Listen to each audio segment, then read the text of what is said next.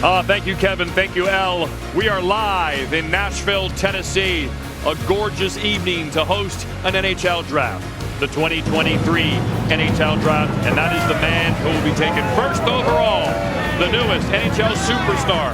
He'll make his NHL debut on ESPN opening night, Tuesday, October 10th in Pittsburgh against Sidney Crosby and the Pittsburgh Penguins.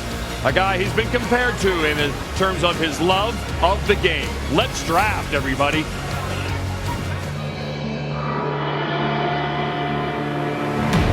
Here in Music City, the dreamers arrive. So talented, but still anonymous. Primed for the spotlight.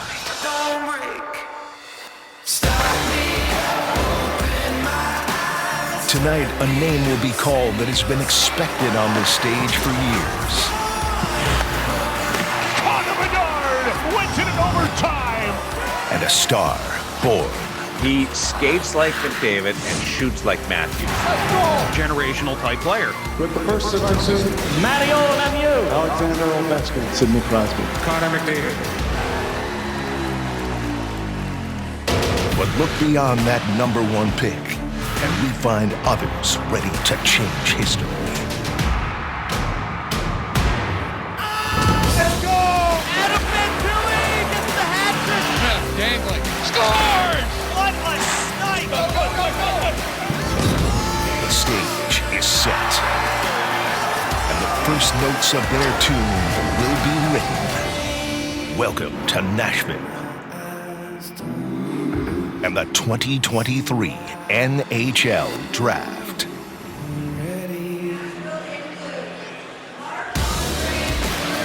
Bartender Draft. NHL Draft. 2023 NHL Draft from Nashville, Tennessee.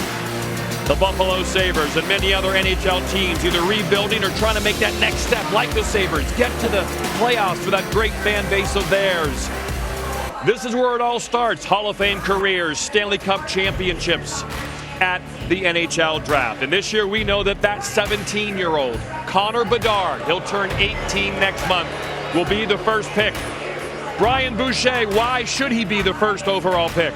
Because he can do everything. This kid is a superstar in the same breath as Connor McDavid, Austin Matthews. Electric player, great hands, great shot, great vision. He does everything great. He's going to be a superstar.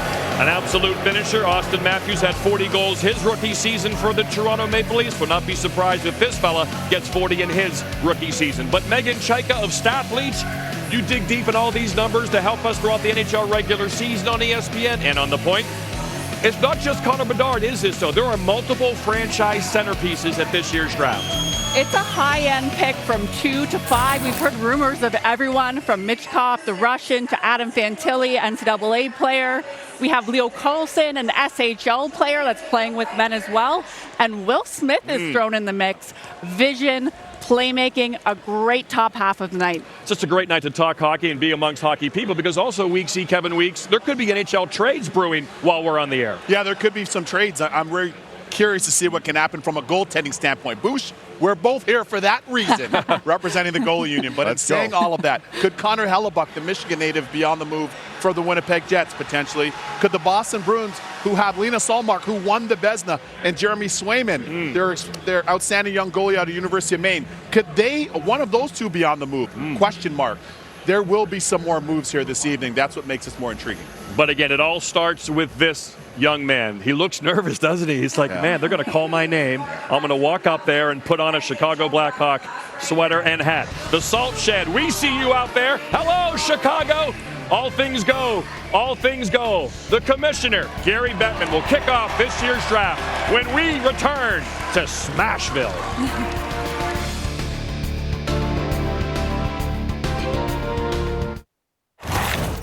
First time ever the Chicago Blackhawks have had the first pick, and we proudly select from the London Knights, the Ontario Hockey League, Patrick Kane.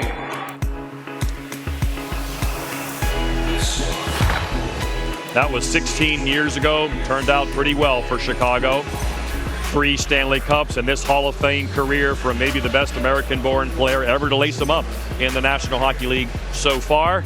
Now for the second time in franchise history, Chicago gets to pick #1 overall, and sometimes it's just luck of the draw. When you have that pick, you want a guy like this available to take, and Connor Bedard is available to be taken by the Chicago Blackhawks. As always, the commissioner of the NHL, Gary Bettman, kicks off the NHL Draft proceedings this year, held in Nashville, Tennessee. Commissioner Gary Bettman. The 2023 NHL Draft.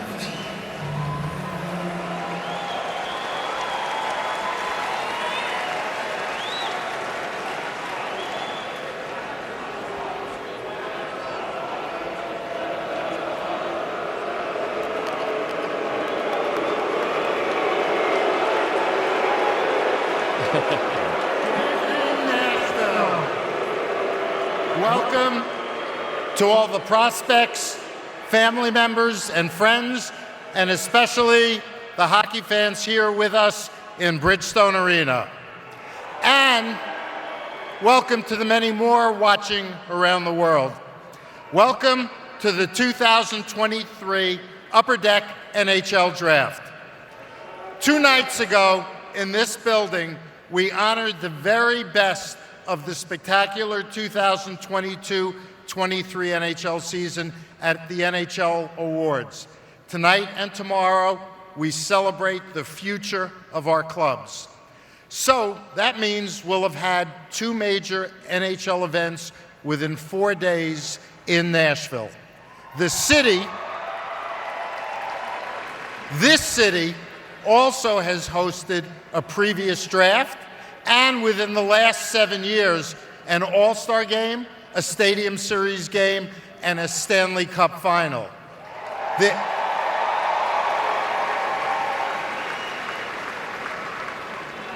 There should be no doubt that Nashville loves and supports NHL hockey. So thank you.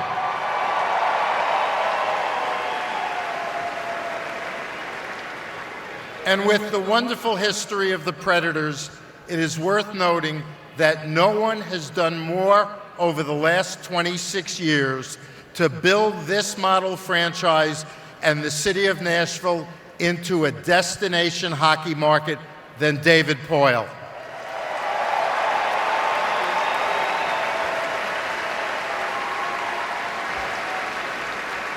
David, as this is your 26th and final draft as general manager of the Predators, your 40th draft as an NHL general manager, the league and the Preds want to honor you on this special occasion. And to do so, I'm enlisting the help of a couple of your best all-time draft picks. The 38th overall pick in the 2008 draft and current captain of the Predators, Roman Josi,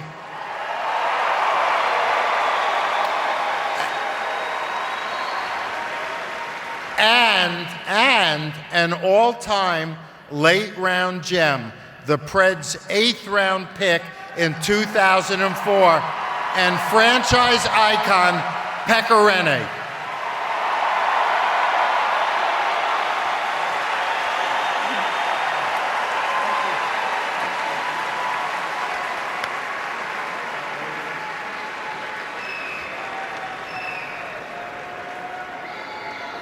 David, as a thank you, we want to present you this guitar from Gibson. So thank you, Gibson. Just want to say thank you for everything you've done for the NHL, but especially for Nashville. You're the reason this place is called Smashville. So from the bottom of our heart, thank you very much, and we hope you enjoy retirement.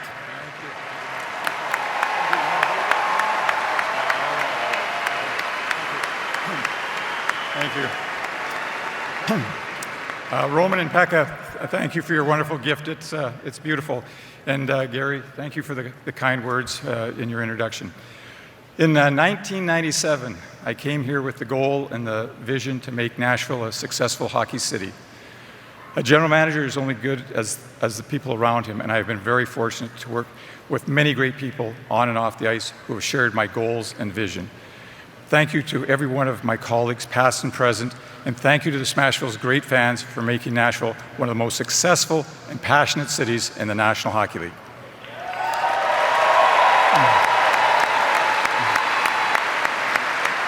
And as I pass the torch to Barry Trotz, I am very confident that the best is yet to come for the Nashville Predators.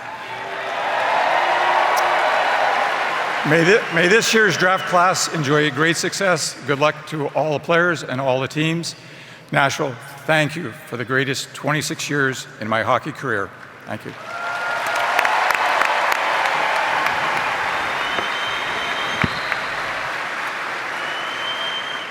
Thank you, Roman and Pekka. David, congratulations, and it's time to get to work. You can do better than that. Now you're talking. The first pick in the 2023 NHL Draft belongs to the Chicago Blackhawks. Wow. Chicago, you're on the clock. Wow, what a response from these Blackhawks fans. But first of all, I always find it humorous that Gary Bettman fought to bring hockey to places like Nashville more than any other human, and he gets booed when he comes to these cities. But meanwhile, listen to these Blackhawks fans. Let's go Hawks. Oh yeah. They are on the clock, and they are about to. Of course, we were there for draft lottery night. Wixie, you were there, and so much anticipation that night to lead to this night, and now it's here. This could very well be a watershed moment for this franchise as a part of their transcendence from where they are now and where they ultimately want to go. Huge moment for their franchise and for the city of Chicago, Meg. And the brand of Connor Bedard, he's already selling out 19,000 seats in Calgary. He has Lululemon as an ambassador. Yep. He's being bigger than hockey right now with a brand of its own, walking into the Blackhawks, saw them jumping and hollering like executives never do. So that's a huge win for them. That's a great point that you brought, that he's bigger than his talent and his resume, right? And that can help ignite a whole league. He is. I mean, this kid is a superstar. I mean, plain and simple, Connor McDavid, Austin Matthews, Sidney Crosby, players like this, Connor Bedard's name is right there with them. And for the Chicago Blackhawks, remember, they had to feel pain in order to get to this point. But as you said, a watershed moment. They're going to be making their way back up to the top in short order with a franchise player like this in Connor Bedard. A lot of pressure on GM Kyle Davidson. There he goes, leading the charge. He's been in charge since March of 2022. He's the youngest active GM in the NHL. He's got more in common with Connor Bedard than maybe does other GMs in the NHL. Closer to age than Bedard than he is some other NHL GMs. And there he is. That's a lot of weight on that young man's shoulders there to try to build, because this is only one piece. This isn't the NBA. This isn't an NFL quarterback. You need 12, 15, 16 good players to be a championship team. But the first step is a mighty big. This might be 3 steps when you have a chance to get a dude like that. The Chicago Blackhawks no longer on the clock. They are ready to make it official here in Nashville. The Chicago Blackhawks would first like to recognize the incredible career of David Poile and congratulate him on his retirement. We'd also like to congratulate the Vegas Golden Knights on their Stanley Cup championship. And we'd like to say hi to all of the Blackhawks fans back in Chicago at the Salt Shed, the Blackhawks fans here tonight, and all the Blackhawks fans watching around the world.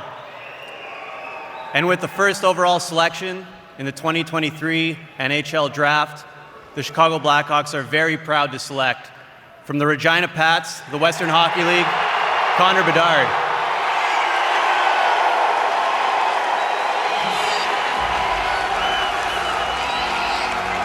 There's Dad, who let him play hockey in the kitchen and the living room, because you can't build a backyard rink in Vancouver where he grew up like other Canadian provinces. And of course, there's his mother, who saw a lot of things get broken in her house. Picture frames, vases, whatever it was. But the dream is now a reality. He'll make his NHL debut on ESPN October the 10th, a Tuesday opening night, part of our triple header coverage. Game 2 in Pittsburgh against Sidney Crosby and the Pittsburgh Penguins. his skill set might be a little different as a player, Brian Boucher. He's more of a shooter. He's a finisher. He's going to pump in eventually 40, 50, 60, maybe 70 goals in his career.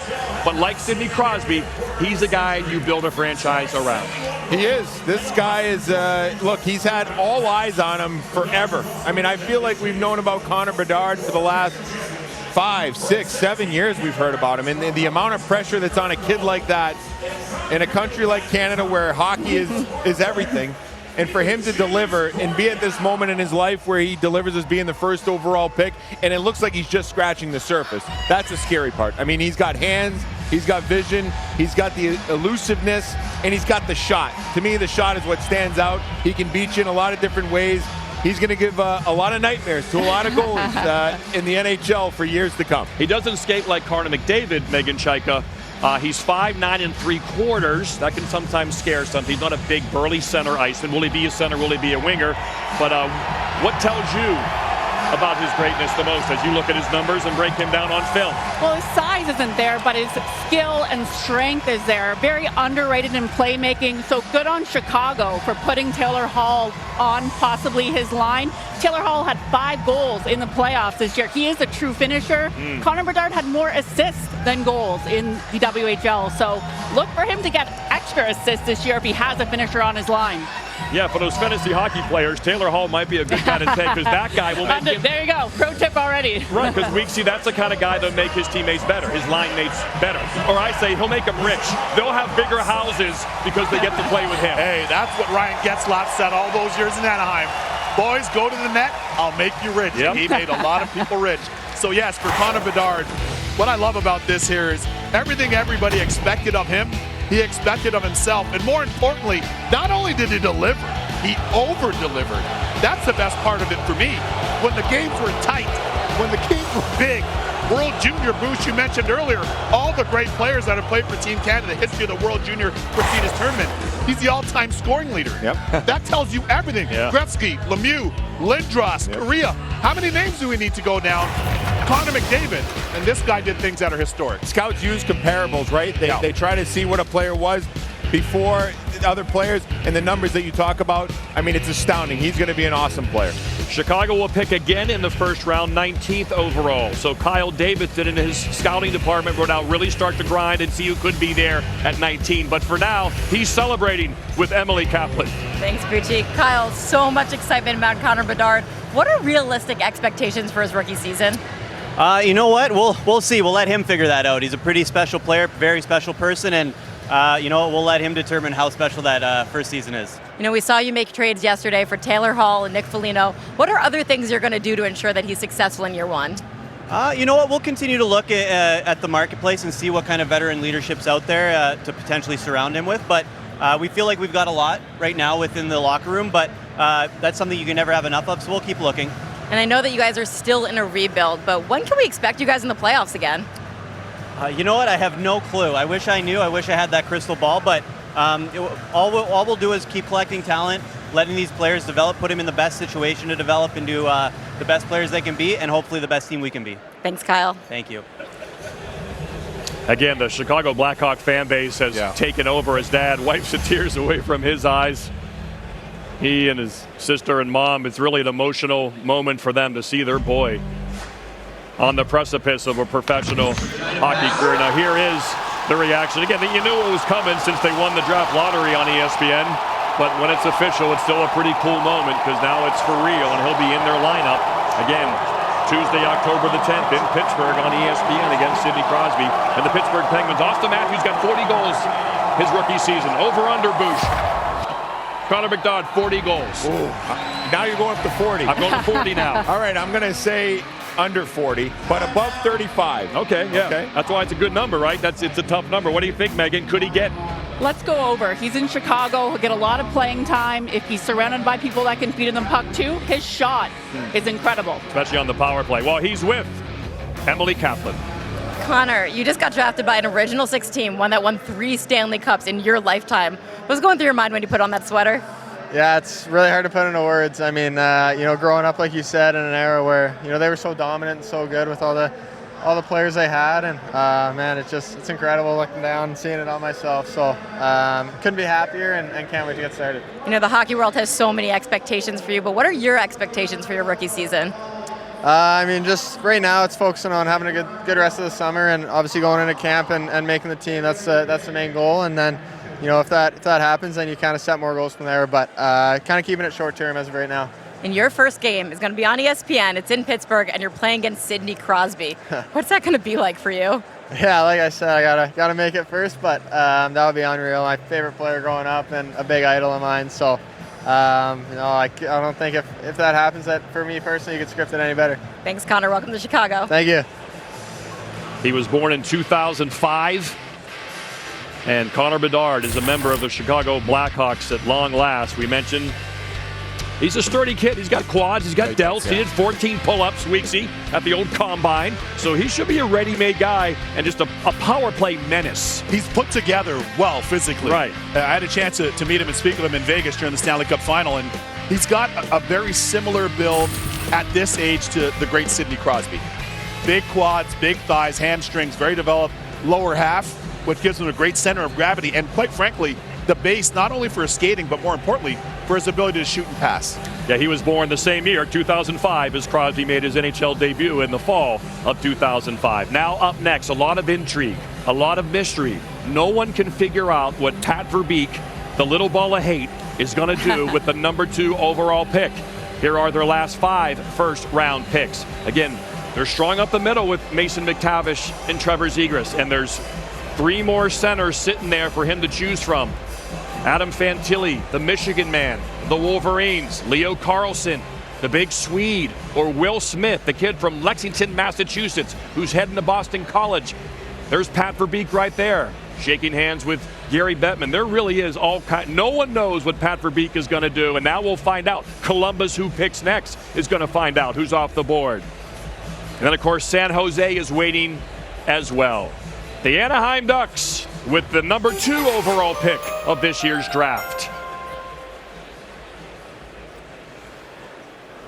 We would like to welcome all our fans watching at our draft party at Brewery X. With our first selection, we are proud to select from Örebro, SHL, Leo Carlsson. Big Swedish center, 6'3", can see the ice well. He can dangle the D as well. Number 1 ranked international skater. He's got size, he's got hands, he's got smarts. And this looks like, we talked about it, Brian Boucher, maybe the lowest floor of any player left in the high first round. I think that, and that's the thing that stands out to me. I think this kid has so much growth still in him. Right? I mean, when you watch him play, maybe the one thing you could say, maybe the foot speed's not quite there just yet. But look at him. He looks thin to me. Yeah. He's still got a lot to grow into. When you look at Adam Fantilli, a little bit more developed, this guy reminds me of Andrei Kopitar. You know, and if you think about what the LA Kings had in Andrei Kopitar, pretty darn good centerman that's been with them a long time, helped them win Stanley Cups. This is a smart player. And also when he was playing professional this year in Sweden, they didn't have him as a center. He was playing as a wing, and he still delivered in the point department. And he had a strong playoff, 9 points in 13 playoff games. This guy is going to be a really good NHL pro. He's going to play for a long time, and as you mentioned, the floor is there. I think we're only going to see better than what we see right now. And very self-assured and confident young player, Megan Chaika. I think this is a great pick. I mean, Pierre-Luc Dubois comes up as an NHL comparable, which we saw how much he got paid this week. Puck possession style on zone exits and entries, looks to carry the puck. Quality player with high controlled entry rate and attacks the middle of ice with speed. There's no wrong answers. Fantilli, Carlsson, both are a similar type of player. Playing in the SHL with men, you know he'll translate to an NHL-style hockey immediately. 3rd time the Ducks have picked 2nd overall. Remember, they were the team that was after Sidney Crosby. They took Bobby Ryan, 05, Oleg Tverdovsky as well in 1994. So it's the big Swede, Kevin Weeks. Well, let me tell you why I think there could be a little bit of an influence in the decision. Okay. Pat Verbeek spent time with the Detroit Red Wings. Yep. The Detroit Red Wings have really had a penchant for Swedish players in their history. That's putting it mildly. And quite frankly, many great Swedish players. I think that was influential in the decision here for Pat Verbeek and his staff with Leo Carlsson. Congratulations to him and them. But I got to get a quick note in here because the hockey community is a small one. I want to send best wishes to their goalie coach, Sudsy Maharaj, who's battling cancer right now and tuning in and watching. So shout out to Sudsy back in Oakville right now. He's done an amazing job with their goalies there at Anaheim. Absolutely. Anaheim will have 3 second-round picks as well. They'll have 33rd overall, 59 and 60. But Carlson joins McTavish and Zegras and really young. Yeah. But in terms of up the middle, we just saw a Vegas team win with 3 strong, swift skating centers. And now they add their 3rd big-time center. Leo Carlson is with Emily Kaplan. Leo, you just got picked 2nd overall in the NHL draft. Were you surprised when they called your name? A little bit. I mean, I had it on feels, but a bit surprised, but super blessed. Growing up, who did you model your game after? I mean, Sidney Crosby was the guy, for sure. Watched him on some highlight tape when I was a kid, so yeah, him. You won't play against him very often, but what will it be like when you finally get to play him? It's going to be amazing. I mean, as I said, I grew up idolizing him, so yeah, it's going to be unreal. Congratulations. Tack så mycket. Yeah, thanks so much. Thanks, Leo. And like many Swedes, speak English so well, even at a very young age. So again, he's just a big guy, puck protector, great hands. He can dangle defensemen as well, but just high IQ, hockey brain, like we said. That's why certainly he almost seems like those, just pencil him in, 1,000 games, 1,000 points, right? He just seems like that kind of guy. And I will say, at the World Juniors, there were some players that were picked, in years prior in the draft that were supposed to be big-time players for Sweden that didn't perform up to standard. Leo Carlson was one guy that stepped up, and to me, I thought at that moment, he really took a step forward. This is a good pick for Anaheim. It makes me wonder about Trevor Zegras. He's playing center. You mentioned McTavish, Zegras. Now you get another big center. They've also got Nathan Gaucher. Is this, is Zegras a guy that maybe eventually does he move to the wing? I mean, it's something to think about that. But they definitely get a big body in Leo Carlson in the middle. Let's find out why Anaheim took Carlson with our Emily Kaplan. Pat, a lot of us were surprised to hear Leo Carlson's name there. Take us through that decision. Well, I think it's been a process over the last month or so we've had a lot of good debate. There was a lot of, I would say real healthy debate on which player, obviously to take. And I think in the end, we were really intrigued with his hockey IQ, his creativity. Obviously, he's got really good size and probably what I loved about him is, is really his two-way game. And I think there's a potential for him to be a dominant player at both ends of the ice. What can we expect for him? How will he fit into your team next season? Well, we're going to go through that process because obviously he's able to go back to, he can go back to Sweden. He can go play junior. There's lots of things that he can play at the World, Junior Championship. So we're going to go through the process. We're going to start with going for development camp, and then once we get through that, then there'll be a summer-long discussion. Thanks, Pat. Okay, my pleasure. Richie? Columbus is next. I don't think they thought Adam Fantilli would be here. They were really high on Will Smith. I heard they were going to take Will Smith. I told someone in the San Jose organization, I hear Columbus is taking Will Smith. He said they'd be dumb not to. But now suddenly Fantilli's there from the state up north in Michigan. So what are the Columbus Blue Jackets going to do? Is it going to be Will Smith or is it going to be Adam Fantilli? They have a short time to make a big decision, and the decision is in.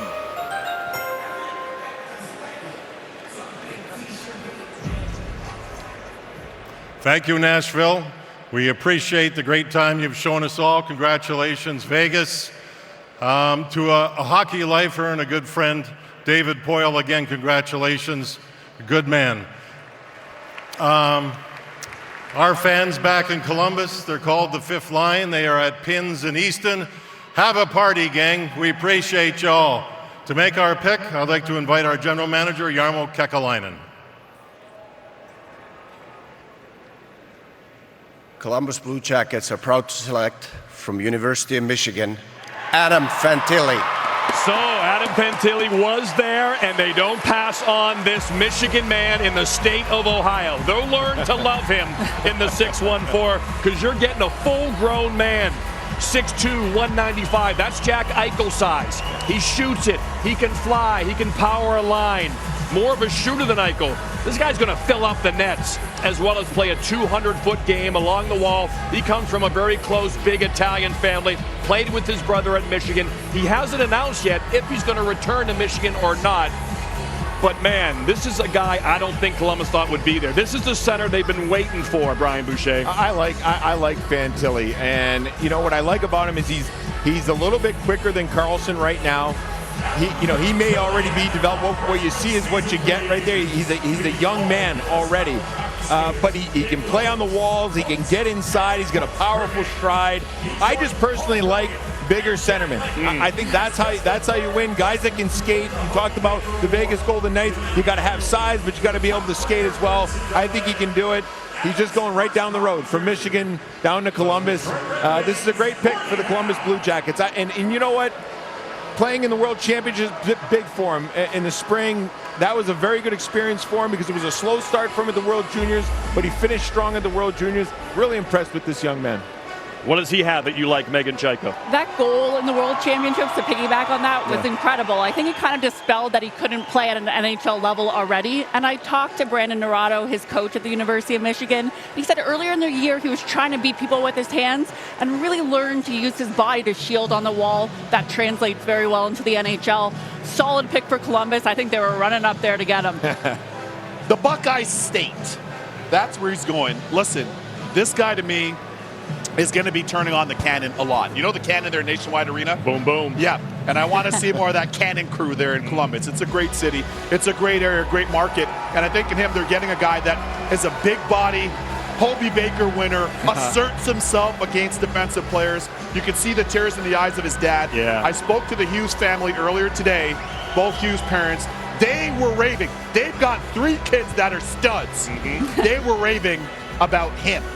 That tells you a lot right there.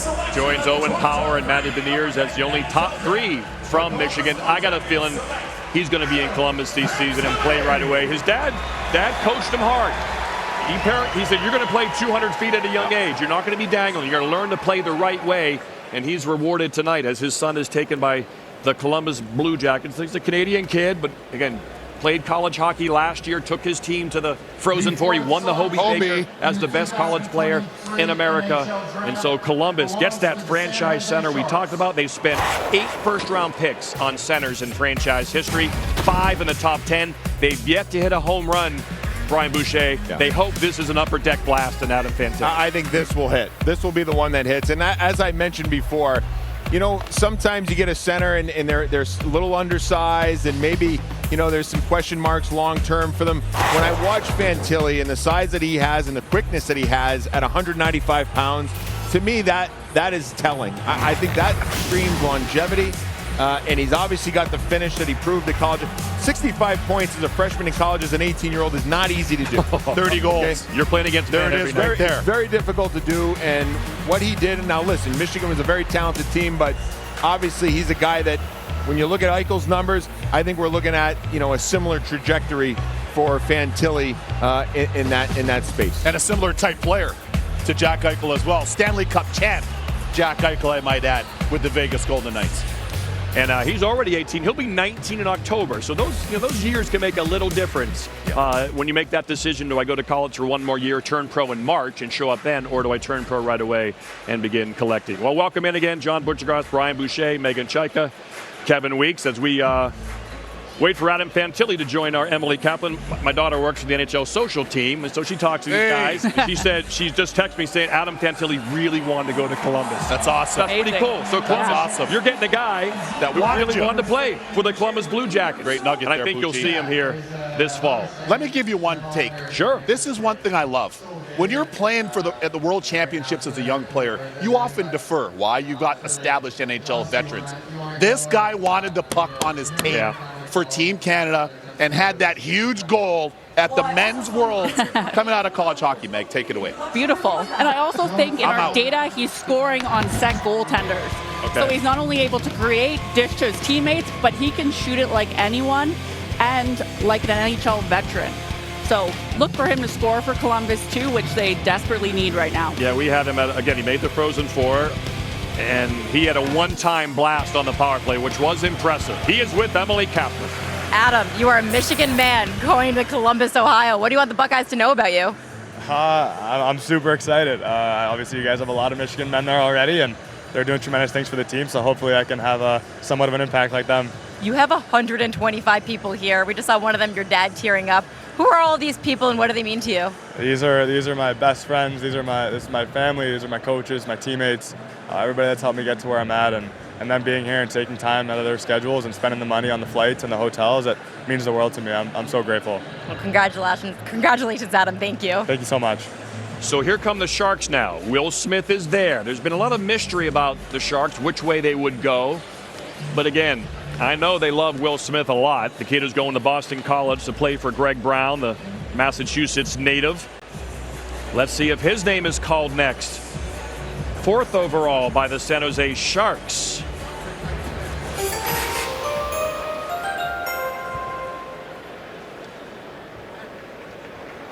Thank you, Nashville. You guys have been a great host. We've really enjoyed our time here. Congratulations to David Poile. Great career managing. You know, someone who's been great to me and helped mentor me through along my first year. I'd also like to congratulate Vegas Golden Knights on the Cup win, George McPhee and Kelly McCrimmon.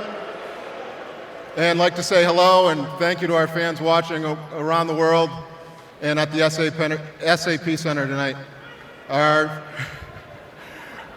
To make our pick is Sharks legend, NHL all-time games played leader, Patrick Marleau.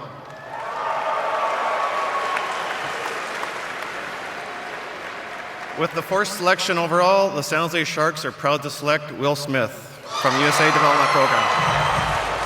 Not a surprise, this is a high-octane center iceman. So the BU Terrier, Mike Greer, who played his college hockey at BU, takes the kid going to BC to play this fall. Only Jack Hughes scored more points at the U.S. National Team Development Program. This guy's really electric, Ryan Boucher. They got a good one here. He is. And Mike Greer, you know, being in the Boston area before he went to San Jose, was very much around the youth hockey circles, and he knows Will Smith very, very well. He's seen him play a lot, so there has to be a real comfortability in picking Will Smith from Mike Greer because he's seen him a lot. This kid's a really talented player. I mean, one-on-one, he can beat a defender right in front of him. He can create in so many ways, an unreal passer. You could argue that his line that he played with Gabe Perreault and Ryan Leonard at the U.S. program may have been the best ever. You know, it's worth debating about. This is a real talented player. And all three are going to Boston College. And they're all going to Boston College. And San Jose is a long way away from it. You can probably be a little bit patient with this player, but I think it's a great pick, and we didn't know how it was going to shake out, but I know that they got a really talented player in Will Smith, the Sharks did. And we'll hear his wingers announced very soon. Leonard will go first, and then Perreault will go soon after that. So again, those 3 players all going to Boston College this fall. And so, Megan Shaika, 3rd time 4 straight centers go at the top of the draft. Happened in 1981. Happened in 2015. We said coming in, this is a strong center ice draft. What does this guy bring to the table? And you're rebuilding when you're looking at centers, right? You're stocking the cupboards, and Will Smith brings a lot of vision, the ability to see the ice and passing lanes that others don't, and he actually has the skill to complete those passes, moves the puck into dangerous areas. He's a lot like an NHL comparable, Sebastian Aho. Excellent player, elite level, offensively creative, playmaking vision. That's Will Smith's calling card. I spoke to his agent the last couple days, and I was literally on the phone with his agent, one of them, both of them actually today. They couldn't get off the phone when I said, tell me more about him. They just found more and more, and they said integrity.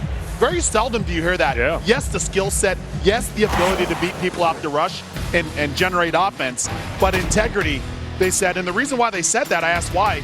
They said because this is a guy that plays the game the right way, that believes in himself, believes in his teammates, unselfish, and believes he has to earn everything in the game and is willing to work to do so. Yeah, he grew up in Lexington, Mass. A lot of his family and friends are there in Burlington tonight at Tavern in the Square, rooting on their young future Boston College Eagle, Will Smith. And yes, he did walk up to Fresh Prince of Bel-Air music. I heard that when he walked to the stage. A little note from Pete Krupski, who does the play-by-play for the U.S. National Development Team program. The reason why he wears number 2, his favorite player growing up was Brian Leach. Wow. And he's going to Boston College, another Eagle. So well done, Boost. Great stuff. Yep. All right, the Fresh Prince of Chestnut Hill, Will Smith, is with Emily Kaplan. Well, we're all talking about it. You got the Fresh Prince of Bel-Air theme song when you walk up there. Why'd you choose him? What was going through your mind when you put on that jersey? I mean, I feel like I kind of had to. I mean, the name. I mean, I'm trying to own it, and I mean, I love the song too. Can you sing it for us? Right now on camera? Why not? CSPN, let's go.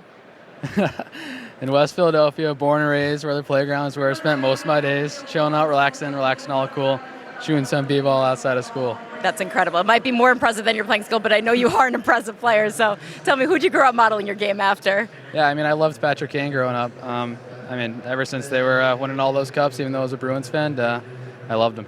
Awesome. And your two line mates at the U.S. program are Ryan Leonard and Gabe Perreault. We should see them here tonight get called. You're about to be line mates also at Boston College. What's it going to be like, and what are your expectations for them tonight? Yeah, I mean, those are my brothers. I love those two guys. And, I mean, we also got Morrissey in the crowd, too. So, I mean, they're the best. I love hanging out with them. I love playing with them. And I can't wait to hear their name called. You just wrapped on national TV. You're an incredible sport. Thank you, Will. Congratulations. Thank you.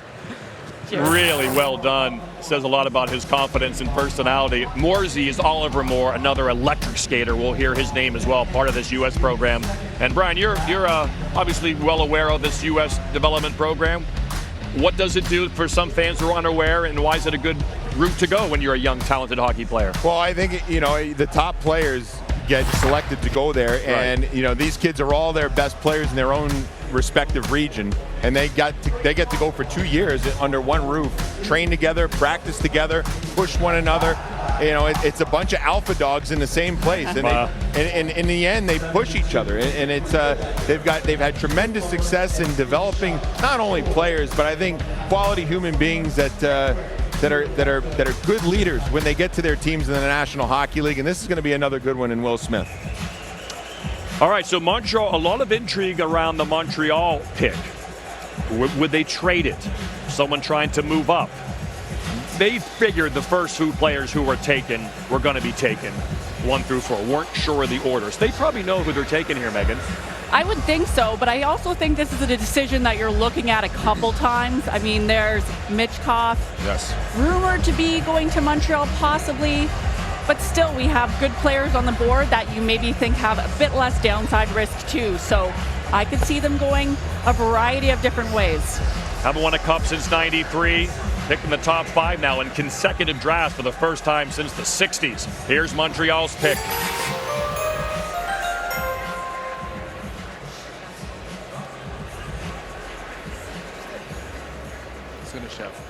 We'd like to start by congratulating the Vegas Golden Knights. Also like to wish David Poile all the best in retirement. J'aimerais saluer nos partisans à Montréal et autour du monde. On apprécie votre passion. To make our selection, I will invite up our former 5th overall in 2005, Carey Price.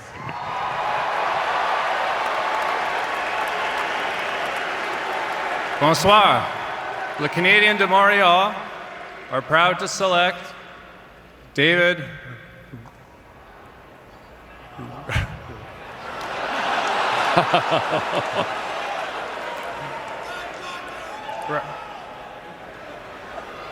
We planned it that way. David Reinbacher. So David Reinbacher, that was the player many people thought they would take. He's a big right-handed shooting defenseman, Megan Chaika, 6'2", 225. Why is he the first defenseman off the board tonight? When you're looking at picking that defenseman, you're thinking someone's going to pick him shortly after, so Montreal jumping the gun. He focuses on simple plays on exits, distributes the puck with good timing to teammates, makes that good first pass and exits the zone well. He's Austrian as well, so he actually committed to playing in Switzerland. I talked with some of his coaches that said he's an excellent person, not just hockey player, trains well. He's a big kid who skates well, combined with a great skill set. And maybe compared to Seider, although Seider's a little tougher and meaner, his coach said he actually thinks David has a higher threshold to get to. So solid defenseman, a little higher than I would expect, but he would be the first one on my list. Second Austrian taken in the top 5, Thomas Vakuun, former Predator in 2003. Well, here's my thing that I would tell you this. With him, Now, the D is open for the defenseman now. And Reinbacher, because I wasn't sure if it was going to be Sinishev here. Right. And it goes with Reinbacher. But Montreal's had a history of having European-born players. Certainly in the last 30 years, they've had a lot of European-born players that have flourished in Montreal. Montreal has kind of that international culture, Boosh, and I think this is a nice piece to add to their blue line, which is very impressive right now. Right shot D-man, good size. You can see he can move. He was able to close on players quickly with his feet. Maybe not overly nasty, but I think there's a smarts to his game, playing a pro game in the Swiss League. The Swiss League's a good league. Very good league. Very skilled. It's a good league, and for a big guy like that, Got a big back. Yeah, I'm big on big backs, Boosh. Yeah, you can carry a lot of people on those backs, Bucci. Along the wall. A good pick. I mean, look, I think there's a lot of D in this draft that people are thinking about. Simishev, as you mentioned, maybe has a little bit more bite to his game, but in a lot of people that I talked to, they felt like Reinbacher was the guy that was going to go first, so not overly surprised that Montreal grabbed him. A lot of mocks had the top 5 that were taken. Now the mystery really begins here as Matvei Michkov, the talented Russian, many think is the second best player in this draft, but because of obviously geopolitical reasons, the 3-year KHL contract, he's not available right away. He is still on the board. 5 picks in of the 2023 NHL Draft. Dreams are coming true. The Arizona Coyotes, first of 2 #1 picks. The Coyotes on the clock. They'll make their selection next on ESPN.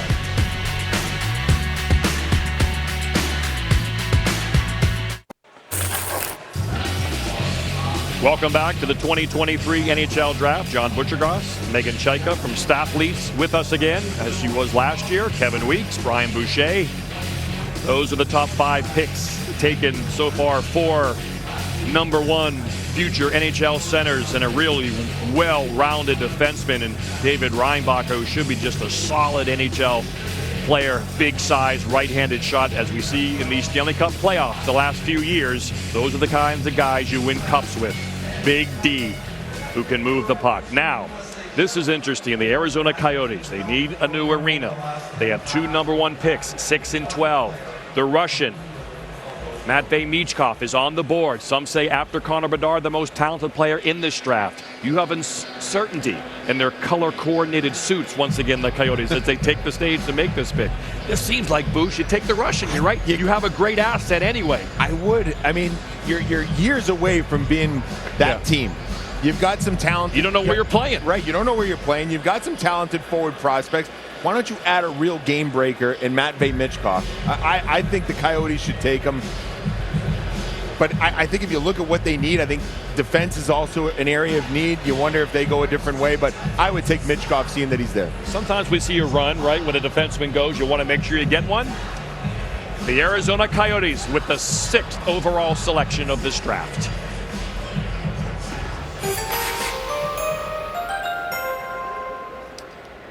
On behalf of the Arizona Coyotes, we'd like to congratulate the Vegas Knights on winning the Stanley Cup.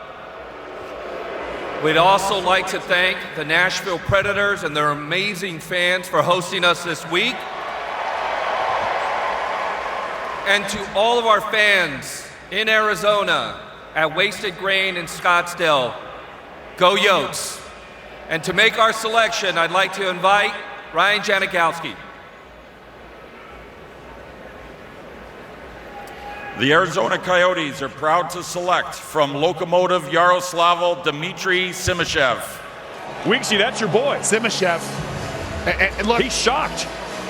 What? Me? That's right. Get up there. I'll tell you one thing right now. Some people have him as being the best D in the draft. This is a huge pick by the Arizona Coyotes. And keep in mind the fact that their stud defenseman, Jacob Chikrin's no longer there. He's in Ottawa. Keep also in mind the fact that the offensive defenseman and Shane Gostisbehere is no longer there. Ekman Larsson's no longer there. So there's a big vacuum and a big opportunity, I should say, rather, at the defense position. I like this pick by them there. And that going defense to defense, maybe there's ideas that he was going to go earlier than they expected, but still a bit of a surprise. Puck carrying, when in possession, Simishev is great to exit and entry the zone. Ability to create in transition too. He's a good core piece. I'm just a bit surprised without really kicking the tires on Michkov that they're leaving him on the board. 6'4", 198 now. He's probably going to be one of those 6'4", 215 beasts again. Can't teach that. Can't teach that. Now, that's a big boy. His vest is too small. That's how big he is. Now, good hands right there. It looks like he's got some skill. He does, yeah. Got some offense. I think the one thing that you hear is people wonder if there's offense to his game. But one thing that is apparent to me is his size and the fact that he competes, he finishes. And to me, I like defensemen like that. Those guys are hard to play against. I agree, Boosh, and I'm going to echo this. He also only has a 2-year deal back in the KHL. Okay. I'm told from sources, not a 3-year deal. That's a big swing because in the event that it's a 3-year deal, what happens if they want to retain you? I think that's part of the challenge right now. With Michkov? With Michkov, yeah. That's part of the challenge. So Simashev is a rangy defenseman, closes well, gaps up, very aggressive, tough to play against. I think this is a really good value pick for them right there. He's a big chess player. He plays like 1 to 2 times every day to improve his IQ. That's why he does it. Played 18 KHL games last year. Yep. Won a bronze medal with Team Russia at the 2022 European Youth Olympic Winter Festival. So it's Dmitry Simashev going to the Arizona Coyotes, who again picked 12. They're going to get a real good player at 12 as well. Again, for this franchise in flux, they don't have an arena deal, and so their future in Arizona is still in doubt. They're confident they're going to find somebody and a place to play soon, and we'll see if that announcement comes this summer. The 2023 NHL Draft, best available players left according to our Megan Chaika. Arizona, last time they took a D-man in the top 10, Oliver Ekman-Larsson, who's out there in the world again. The Flyers on the clock when we return.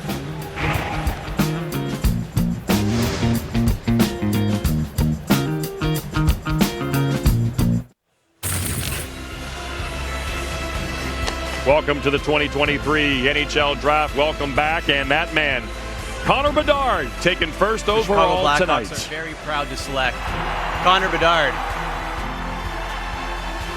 Man, it's incredible looking down and seeing it on myself. So couldn't be happier and can't wait to get started. And he'll make his debut on ESPN. Opening night, October the 10th in Pittsburgh. So here come the Flyers. Keith Jones, the new president. Of course, our boy John Tortorella, second year as head coach. New GM Daniel Briere. Their name Ryan Leonard has been talked about as the ideal Flyer. A lot of teams like Ryan Leonard. He's got muscles in his face. I mean, he's just a man. He translates to the postseason, and we wonder if he'll be the next pick. Here is Daniel Briere. Looks like a young Paul McCartney, doesn't he? The new GM of the Flyers. Actually. That's a good call. Let it be. Let it be, bro. Let it be.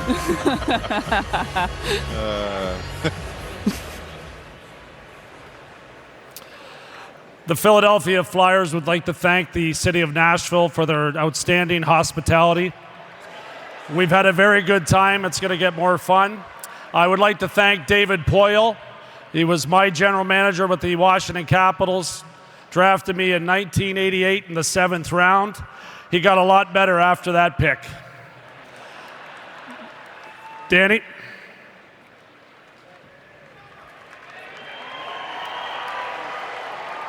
With the seventh selection of the draft, the Flyers are proud to select from St. Petersburg in the KHL, Matvei Michkov. Oh, there you go. The Russian, there he is. Matvei Michkov, some say the second best player in this draft, but because of his 3-year contract in the KHL, certainly the geopolitical situation with the country, are you certain to get this guy to come play for your team? There's no mystery on his talent, though, Kevin Weeks. No. No mystery on his talent. This guy is an absolute baller. He's a gamer of a player. He is so skilled. Some people kind of gave me 2 comps from people in the KHL in Russia. Said he reminds me a little bit of Kaprizov, a hybrid of Kaprizov and of Evgeny Malkin. He just doesn't have Malkin's size. Right, 5'10". All of that to say, you're getting an absolute stud of a player that can play the game any way you want it. He's so electrifying, so uniquely gifted and talented. And now the question becomes for the people in the city of brotherly love, where I was a couple days ago, Boosh, your home of Philly. How can we get this guy here? What can we do to get him here?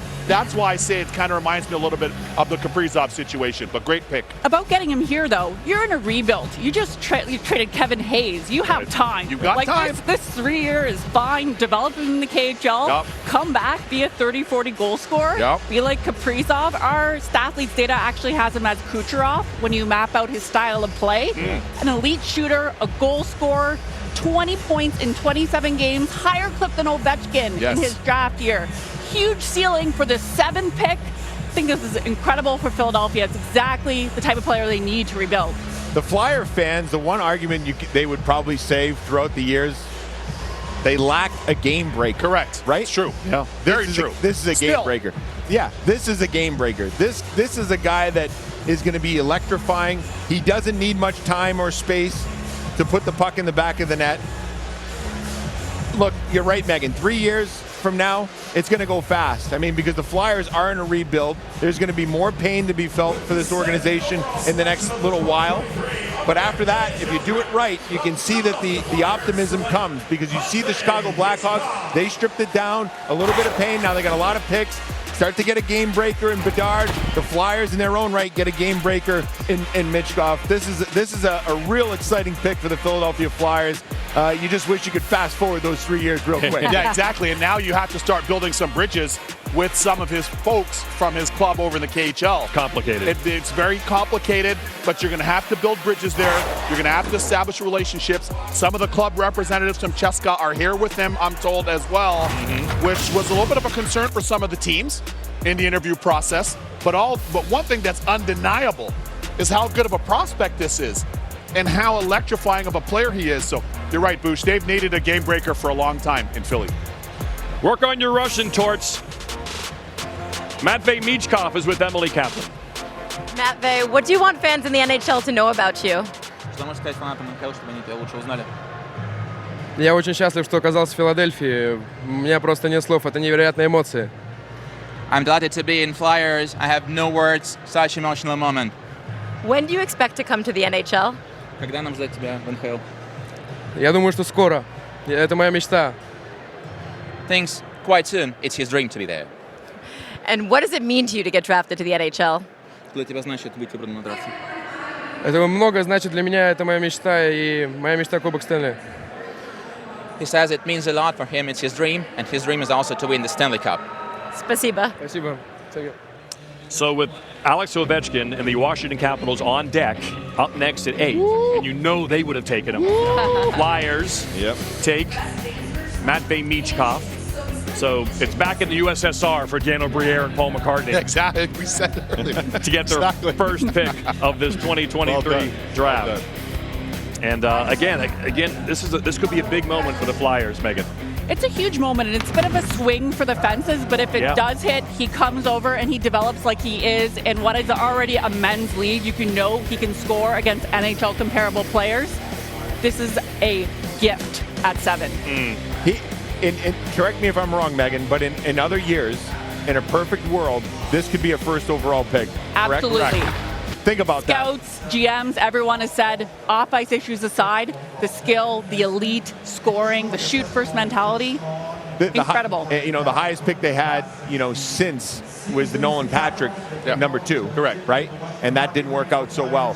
This talent, in due time, this could be the electrifying player that the Flyers have been so seeking for so long. Of course, he telling Emily that he wants to be there soon. Well, how soon? Daniel Briere, maybe he has an answer, Emily.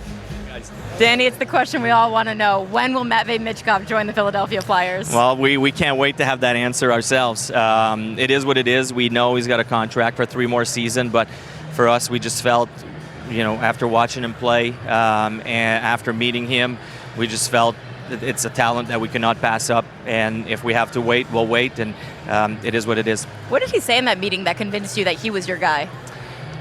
He seemed to have a really good time. We met him a couple times, and you could tell that for some reason he loved the Flyers. He wanted to be part of the Flyers.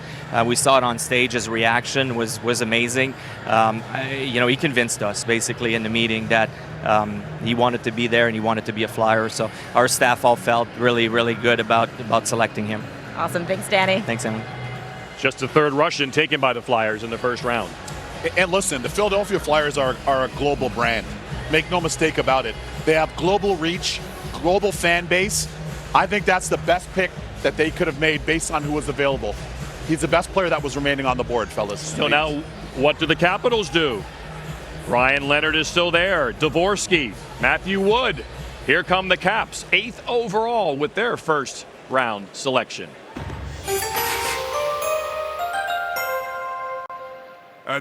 The Washington Capitals would like to acknowledge David Poyle's longtime contribution to our organization and congratulate him on an outstanding career.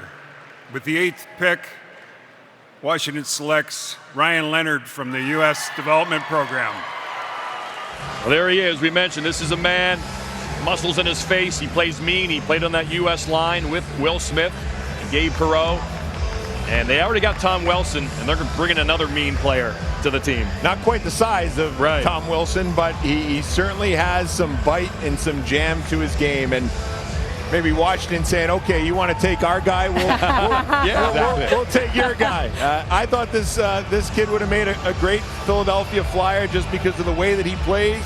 But this is a good pick for Washington. You can't go wrong. This, you know, we talk about certain types of players that help you win in the regular season, and then you find out about players that you need to win in the playoffs. This guy falls into the category of guy that will help you win in the playoffs. His game translates to springtime hockey. He's a sturdy guy. He hits, he gets in there, yet he has skill and he can finish. He really made significant strides at the national program, and a good pick here for the Washington Capitals. He'll head to Boston College again to play at least 1 year of college hockey this fall. Look, when you look at a Tom Wilson and what Mr. Wilson, as I call him, has done to impact the game for the Washington Capitals, perhaps this is a diet Tom Wilson. Somebody they're looking at, they're saying, hey, a little low calorie, but a lot of the same taste, the same flavor.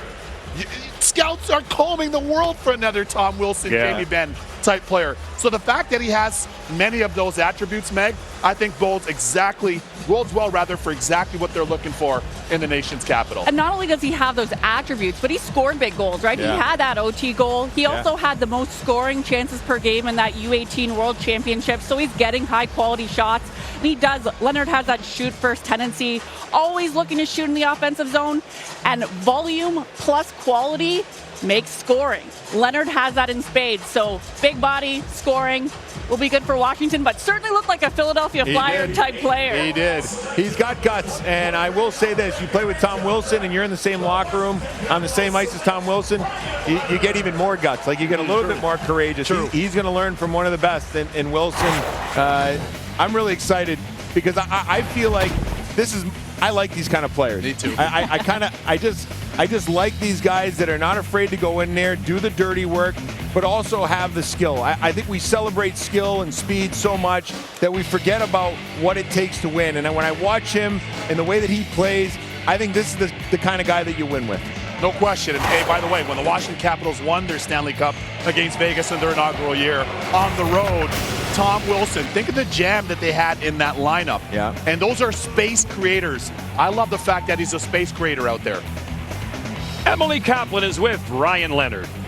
Ryan, at the Combine, one of the GMs said you remind him of the Tkachuk brothers. What do you make of that comparison? Yeah, I think it's pretty honoring. Those guys are truly special players, and to be compared to those guys, it's really honoring. You're going to get the chance to play with Alex Ovechkin. What's that going to be like? Yeah. Who knows? Hopefully he doesn't hit me with a one-timer in practice or anything like that, but yeah, it's really special. And for fans in Washington, what do you take most pride of in your game? Probably my competitiveness. I think that's just kind of like who I am. Awesome. Congratulations, Ryan. Thank you. He grew up in Western Massachusetts. Will Smith grew up in Boston, and there's his family. And again, just a great night. We have this draft. Last year was in Montreal. It was still tough to get over the border. Before that, it was the virtual draft. So it's great that it's kind of like the first old school draft in a while. But here he is.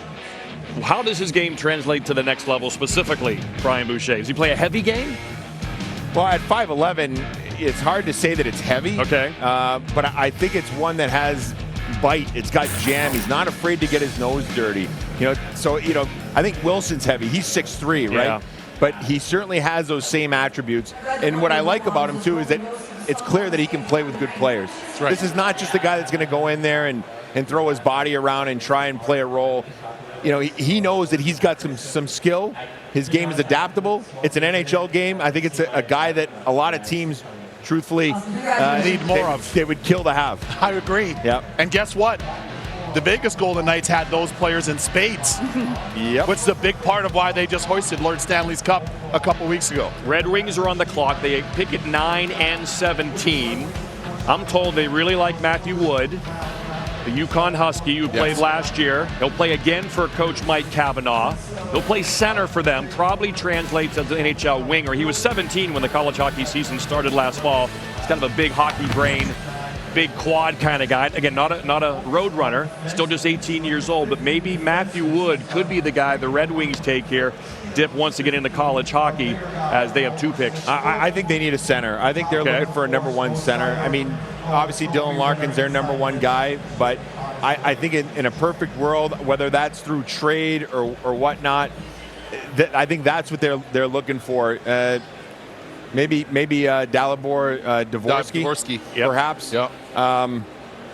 But you know, they got plenty of good wing prospects to me. Like their D are good as well, but I think they could use some centers. I think Casper's going to be a good one, a guy that was picked last year, but we'll see what they do here. They've missed the playoffs for 7 straight seasons. Steve Yzerman obviously has a lot of rope in Detroit. The longest postseason drought for the Red Wings since the early 70s. These picks are very important as they try to make the next step. The Red Wings, first round selection.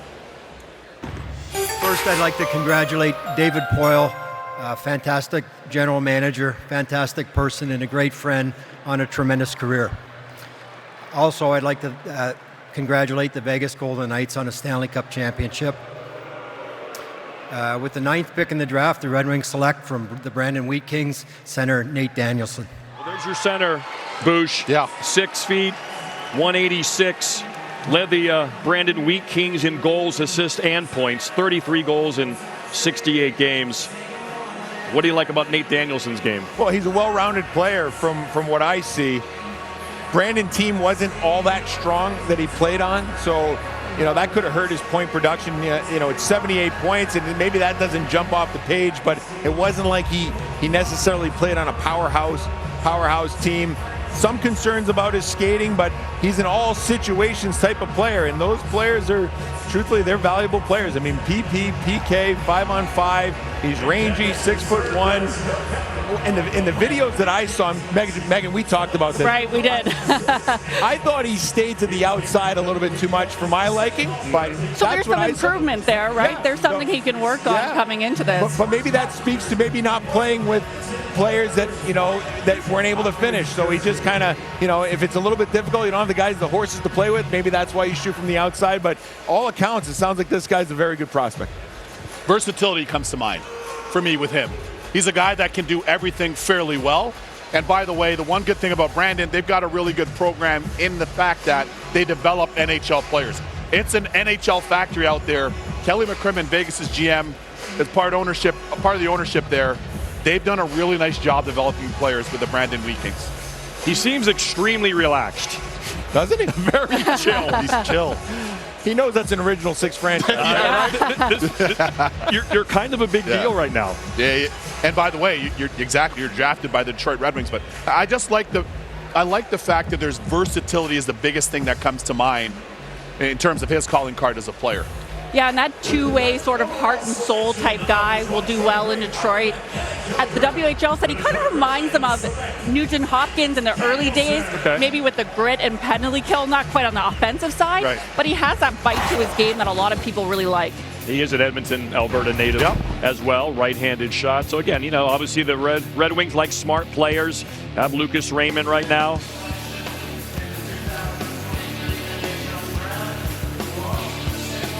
And did you hear Gary Bettman's announcement? And keep in mind here, I want to get this in for the fans at home. Okay. The Blues have multiple picks here in this draft, in this first round.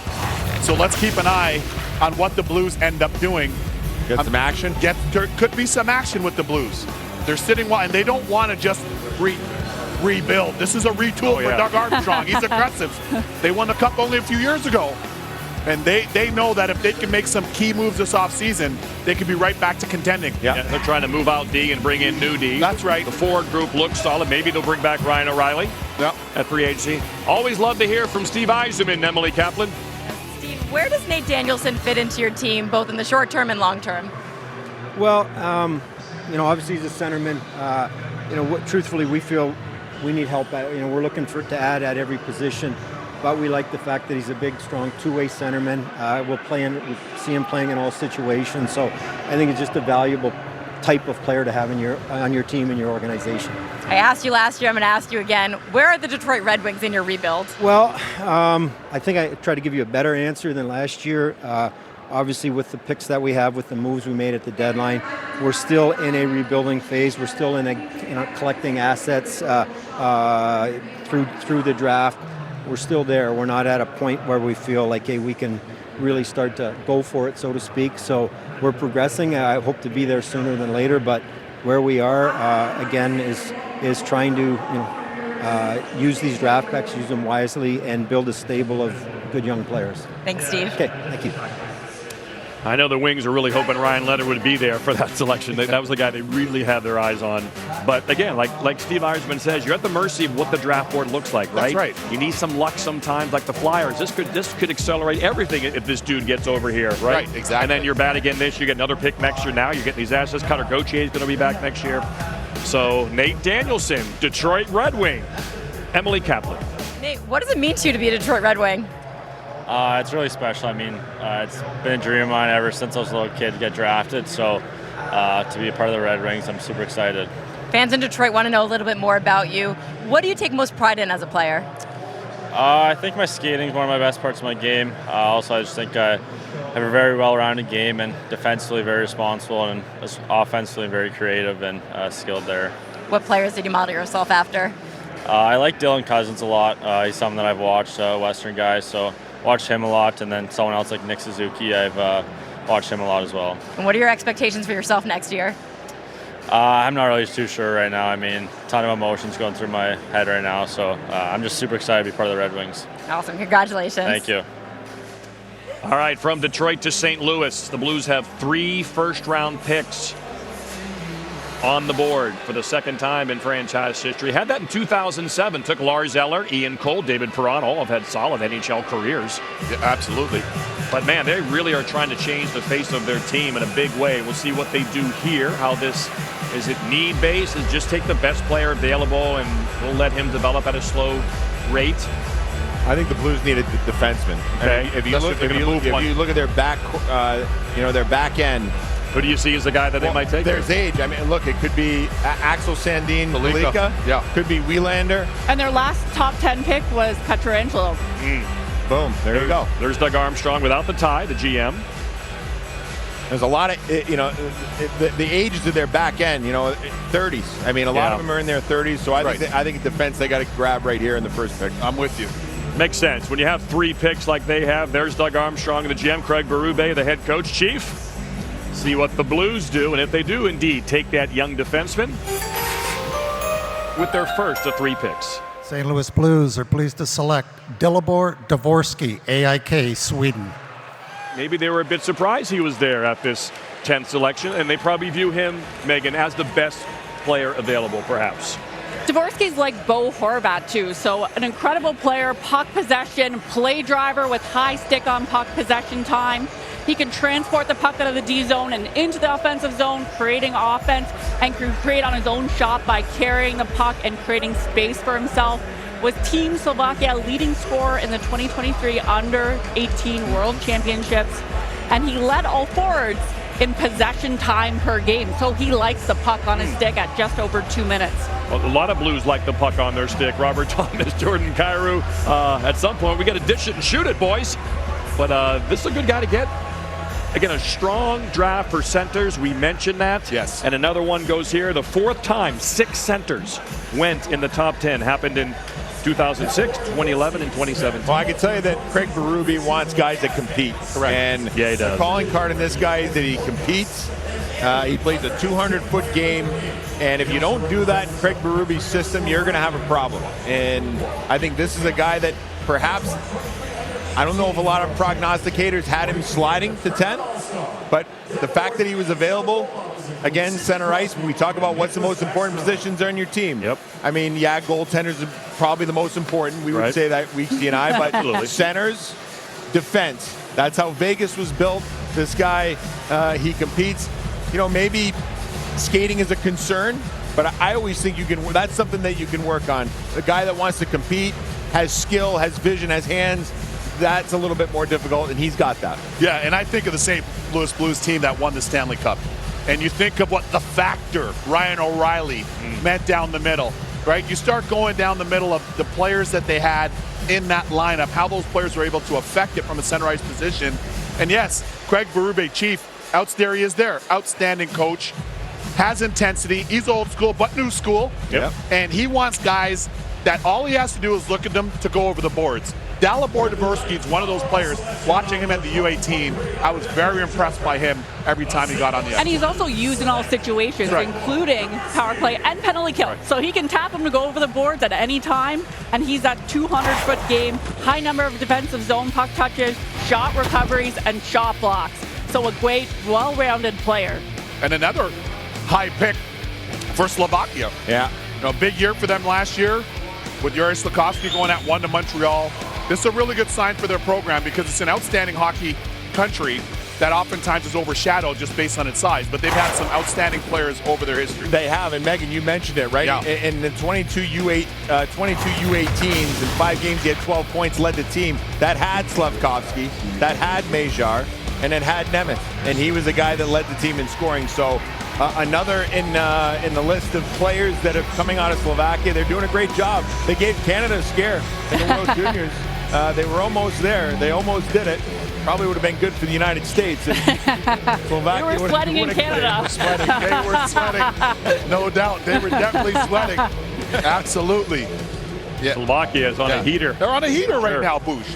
This is good. This is a great sign because the more countries that are developing young players, the better it is. The NHL teams reap the benefits, right, on the men's side. And certainly the same thing can be said on the women's side. If we can get more countries that are elevating on the girls' side of the game. Yeah, let's go on the women's side. Let's go. Time. All right, Get so involved. we are 10 picks into the 2023 NHL Draft. Let's recap if you're perhaps just joining us now. Started a little early. Connor Bedard, as expected, #1 overall to the Chicago Blackhawks. Again, opening night, ESPN, October 10th. He'll be in Pittsburgh against Sidney Crosby. Leo Carlsson, the big Swede. Adam Fantilli drops to Columbus at 3. The Michigan man will play hockey in Ohio. Will Smith walked up to the Fresh Prince of Bel-Air music as he makes his way. Reinbacher, the first defenseman, big right-handed shot. Montreal, many people thought they might move that pick. Simashev, the defenseman. We get 2 Ds in a row. Arizona with a couple of picks. We thought maybe the Russian would go there.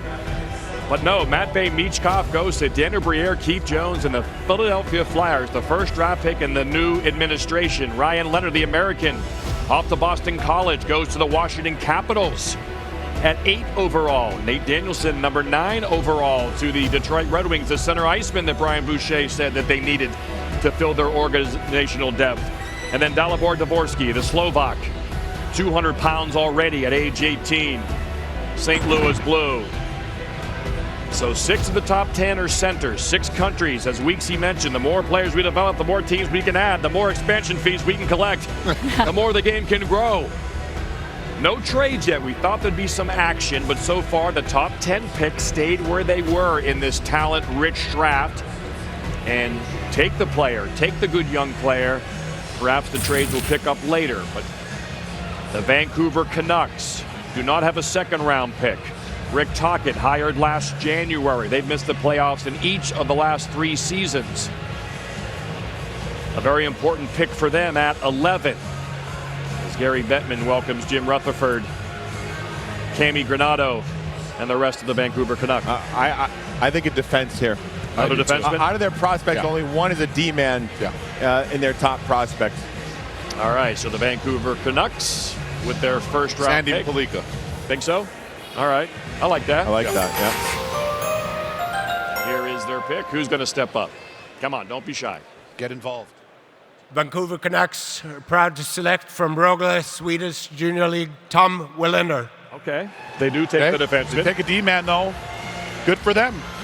Good for them. I echo your point, Bush, and the fact that they need to really rebuild that stable on the back. They have the stud in Quinn Hughes right now, but he needs help. They need help on the back end there, Meg. They need depth. And the NHL comparable for him is Seth Jones, poised with the puck, high success rate when under pressure and in traffic, which translates well in the NHL. Puck distribution by Willander, quick decisions, and puts teammates in position to make the next play. I think this is a solid pick for Vancouver if they're looking for a defenseman. And these are hard to find. You usually build through the draft. You know how expensive they are in the trade market, or impossible to get. Right shot D-man. He's got good size. I mean, the one thing about Axel Sandin Palika, he's a little bit smaller. Yeah. I think Willander is a guy that can run a power play. He's a good skater. He moves the puck. He plays hard. He's solid all around. He's going to Boston University in the fall. I think that's Jay Pandolfo, my man, was right there in the shot. And I think that this will give them a little bit more time to get a little bit stronger.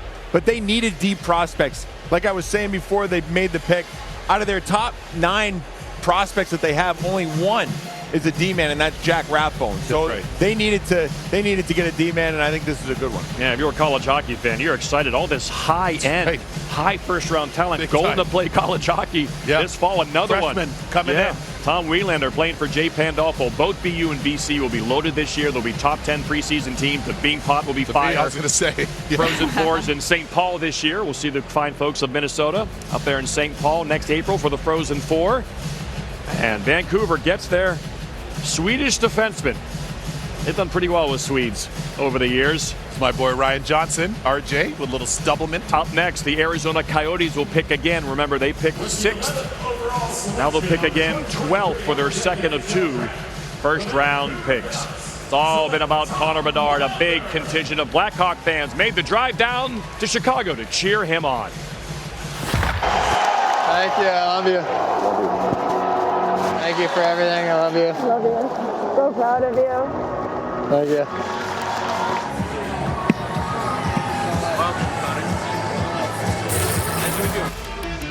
Connor Bedard, number 1 overall. Who will go 12th overall? This is the pick that Arizona got in the Jacob Chychrun trade from Ottawa. The pick is next.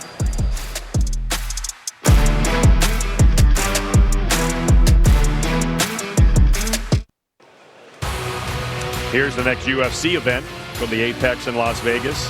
Middleweight main event. The prelims begin Saturday afternoon, 4 Eastern, 1 Pacific, followed by the main card. 7 Eastern, 4 Pacific on ESPN, Deportes and Plus. Gorgeous night in this great American city of Nashville, Tennessee. So much on the line. Here come the color-coordinated Arizona Coyotes. We saw Matvei Michkov, who had the same colored suit on. Maybe he thought he was going to go to Arizona. Here's how they got this pick. Remember the Jacob Chychrun trade? We waited forever to trade Jacob Chychrun. He finally did, and we got a 12th overall now, this pick. A second conditionally next year, and then the second way back in 2026. So this is a result of trading Jacob Chychrun. They could take another D here as well if they wanted to. There's some good ones on the board. Here comes the Arizona Coyote contingent to make the 12th overall pick, their second year of the first round.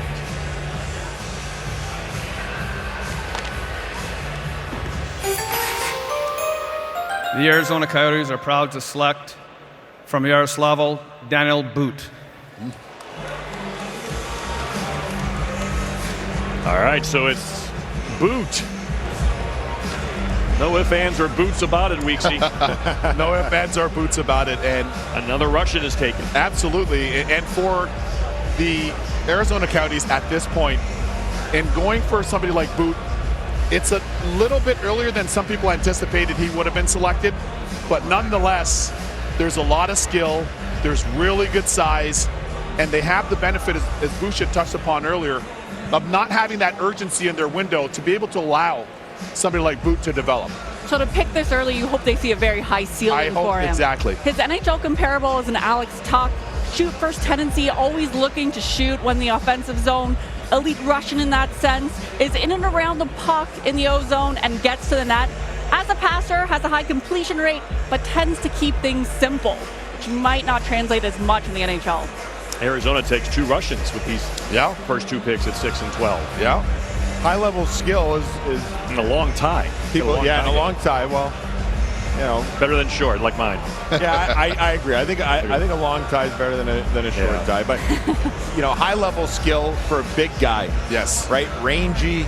He's not the most physical guy, but clearly there's room to grow inside that frame. And if you got a guy that's big like that can dangle guys, to me, those guys are hard to find. And if the comparable is Alex Tuck, he's a guy that when he's on, he's on. And look at the hands right there. I mean, able to get around that defender.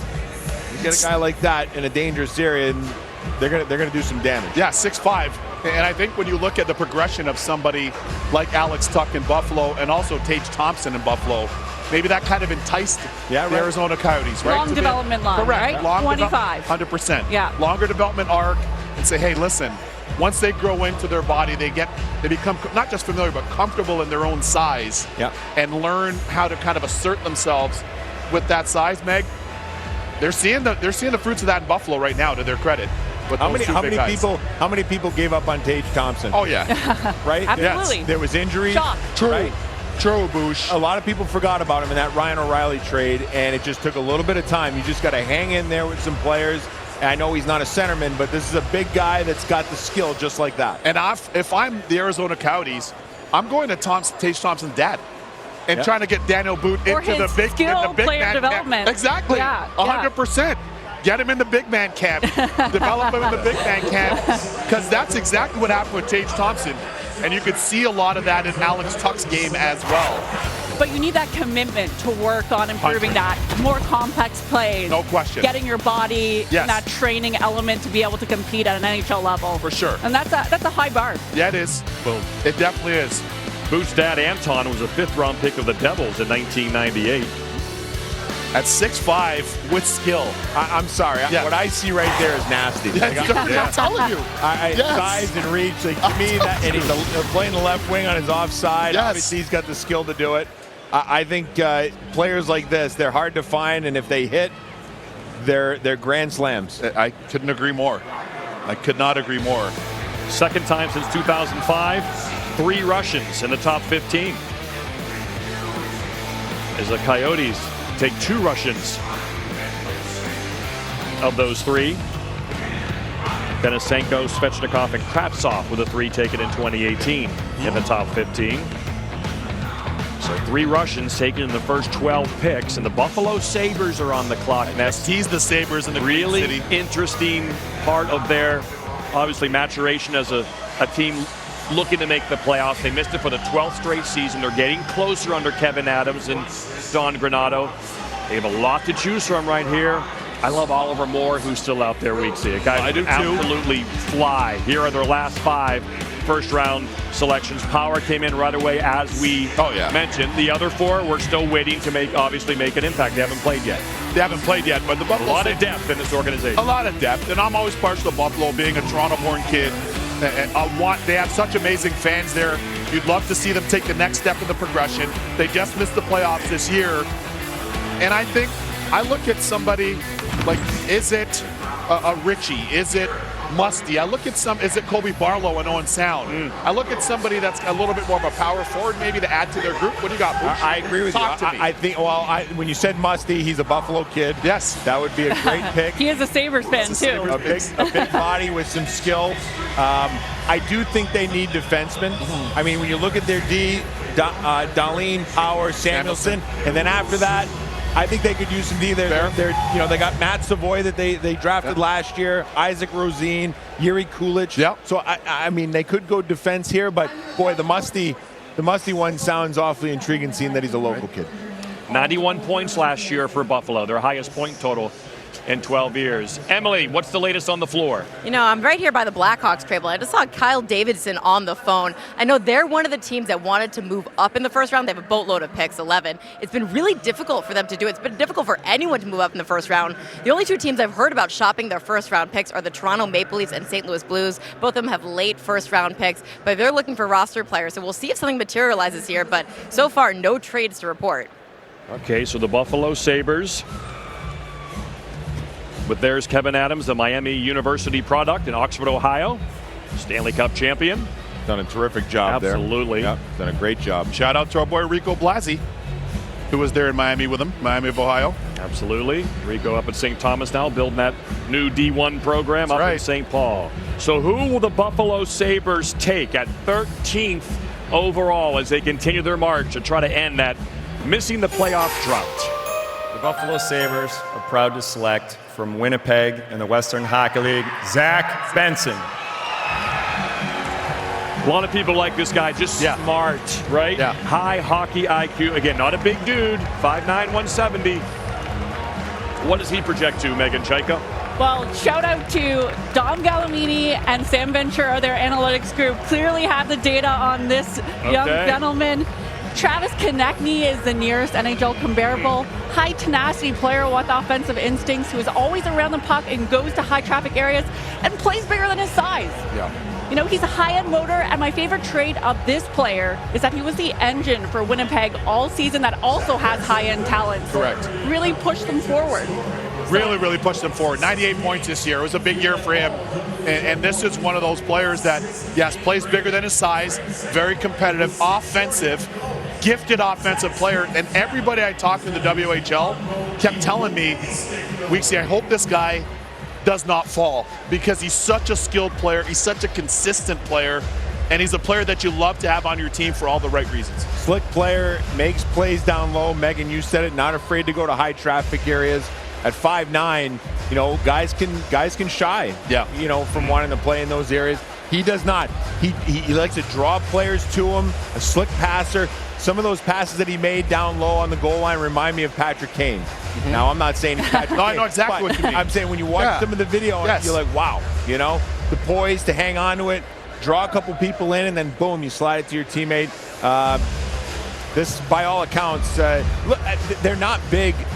Aside from Tuck and Tage Thompson, not a lot of their prospects are huge, right, for the Sabres? Well, they're going skill, right? They're skill. saying, let's get the best team we can, high-end talent, and he actually led the WHL in shorthand points this season. We'll see if that theory works. Well, there was word that the Pittsburgh Penguins had their eye on Zach Benson. Well, they're not going to be able to take him now. They're on the clock. The first selection of Kyle Dubas as the man in charge in Pittsburgh is next.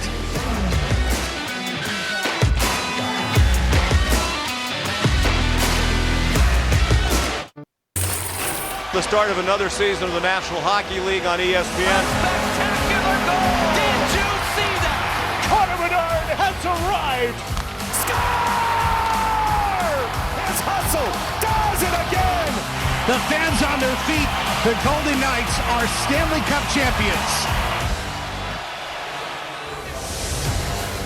Well, opening night is Tuesday, October the 10th. Triple header coverage. Part of that triple header, Game 2. Chicago Blackhawks at the Pittsburgh Penguins. The Penguins on the clock. They pick next, 14th overall.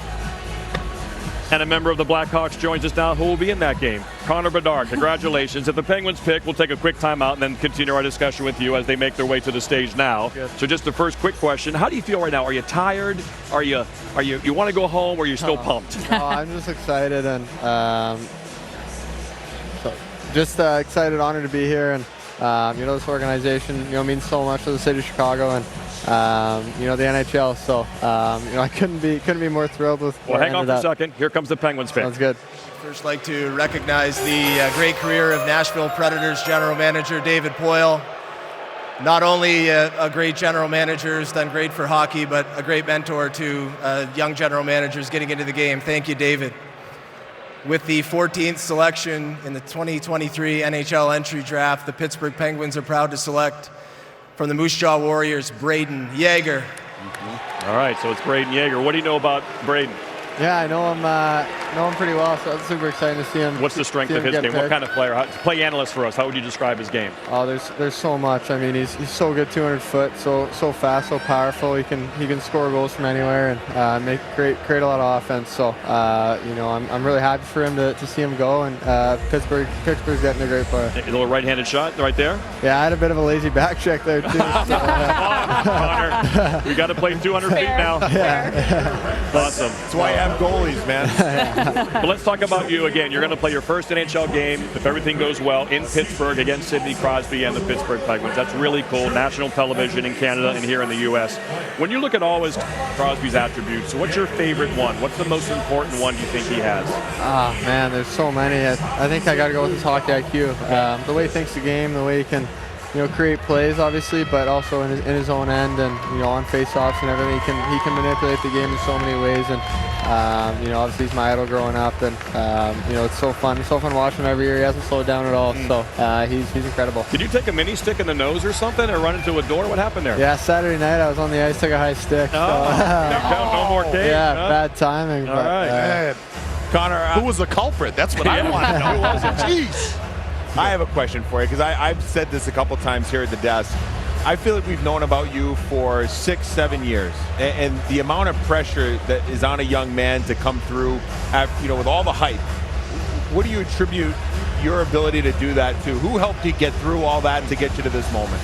I think it's been nice for me to have it kind of gradually grow. It wasn't an overnight thing, and for me, my parents are great. Agency's great with all that, my sister. But for me personally, it's just focusing on what I can control. And I wake up, I want to get better on the ice every day, and off the ice, of course. So that's kind of my mindset.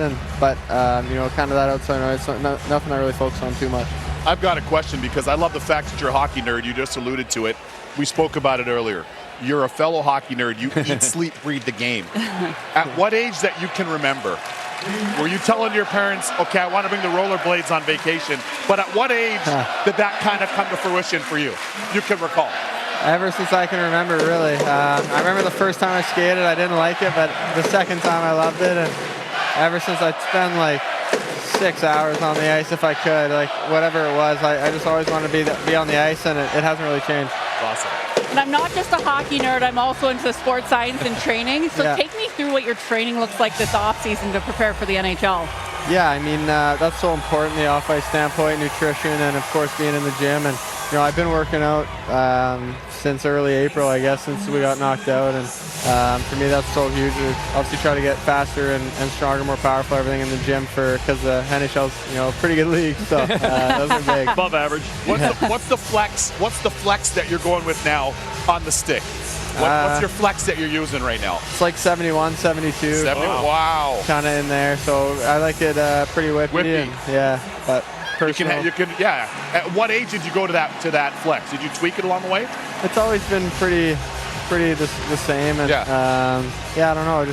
I tried going up, but it wasn't really for me, and I like kind of where I'm at with that right now. Well, the Nashville Predators are on the clock now, and as you can hear now, this is a big rivalry. Like when you come in here to play road games, you'll hear a lot of your own fans here and them as well. It's a pretty cool atmosphere, isn't it? Yeah, it's awesome. I think they've been booing every other team except the Preds, so that's I actually got to watch a playoff game here when I was about 12 years old. Cool. So it was crazy how passionate they are. So well, man, Connor, awesome. we can't thank you for all you've done. You're a great ambassador to the game, and you haven't played a game yet. So really, great job. Appreciate your energy and your love of the game. Thank you. You make it a better league that you're here now. Appreciate it. Thank you. So again, Nashville, the hometown team at this year's draft, is on the clock. Connor, by the way, we'll head to Chicago this Friday. So maybe you'll see Connor walking around the city. Say hi. Thank you. All right, so again, the Nashville Predators have a new man in charge. Barry Trotz as the new guy, taking over for David Poile, who's been honored tonight multiple times. And you can see they have a new coach in Andrew Brunette. He's going to get another shot. Took over for Joe Quenneville in Florida last year. Guided them to a President's Trophy. Was let go by the Panthers. They decided to go with Paul Maurice. Bruno went to New Jersey to be an assistant with Lindy Ruff. Nashville plucks him. And it's interesting about Barry Trotz, right? We consider him a defensive coach. Not now. He wants talent. I'll go get third and fourth liners. Get me skill. Get me a lot of skill. Get me a ton of creativity, speed. That's a big part of the mandate under Barry Trotz in the transition from David Poile and with my man Andrew Brunette as the head coach. They want to be fun to play, fun to watch, and play a very up-tempo style. They got cap space, $15 million. Yeah. To build that bottom six if they want to do it that way. Missed the playoffs for the first time in 9 years. In Nashville, they were a team that they were so deep on the back end for so long. True. Not as deep as they once were. I wonder if they go defense, or maybe they go for the ex-Predator kid and Yannick Perreault. Yes, Gabe Perreault. Good player. I'd like to see David Poyle say, before we make my pick, I'd like to honor myself for my contribution to the NHL. All right, the Preds, will it be Perreault in some sick skill?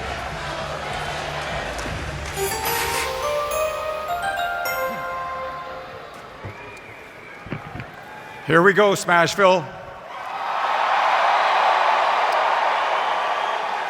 From the University of Connecticut, Matthew Wood. So there he is. Yeah.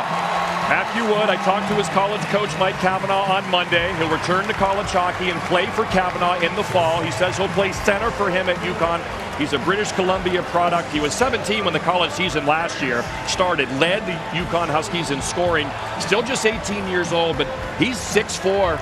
He's big. Yeah. He's got a good lower frame. And I asked, what's his best attribute, Coach Cavanaugh? He says his brain.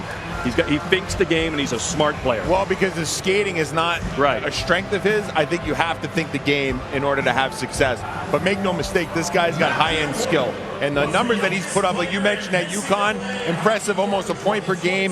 At the U18s, 13 points in 7 games. Wow. This is a really talented player. Again, I feel like skating, that's something that you can work on. Maybe the first step's not there. He's a big boy. Maybe it takes a little bit longer. But make no mistake about it, this guy can fill the net. And more U18 advanced stats. In scoring chances per game, he was 3rd, and he was also leading Canada, trailing Ryan Leonard and Gabe Perreault, who we might see go as well. So high-end talent that he's competing with, getting those high-quality shots, which you want to see because that's what translates in the NHL. So here's the salary cap. You have to make some moves and get creative. The Predators did that. They were able to move on from Ryan Johansson, move him out to Colorado. And this is a similar type player to Ryan Johansson in terms of size. Yep. He's got the skill, 6'4", center, can pass, can shoot. So I think this is a really good, solid pick for the Preds right here. Data-wise, his NHL comparable is Brock Besser. So makes sense. Exactly. I like that. I like that a lot. Okay, back to college, maybe even 3 years in college. This is a long-term project here, but a guy who could turn to be a really good pro with that size and smarts in hand. You see what Mark Stone has done with head and hands. You got elite head and hands. You can play in this league. And I love you saying that because you saw those attributes from Mark Stone in Ottawa. Yeah. Absolutely. By the way, Absolutely. in Ottawa, shift to shift. And credit to the Vegas Golden Knights for being aggressive, going out and getting him, bringing him into the fold. By the way, 2 back surgeries later, and they just hoist Lord Stanley's Cup. He's the captain of that team. So I like the point there. UConn hasn't been a D1 program very long, but now they have 2 number ones. Tage Thompson was the first back in 2016, and this is, not quite as big as Tage. Tage was real skinny at this age. This guy's already got, he's got a big legs, and he's going to be a strong guy who can, be tough to move around the net and use those hands and brain. Right, and you can tell he is a smart player, right? Yeah, you talked about the smarts. He knows where to go to get to spaces where he can get the puck and then rip it.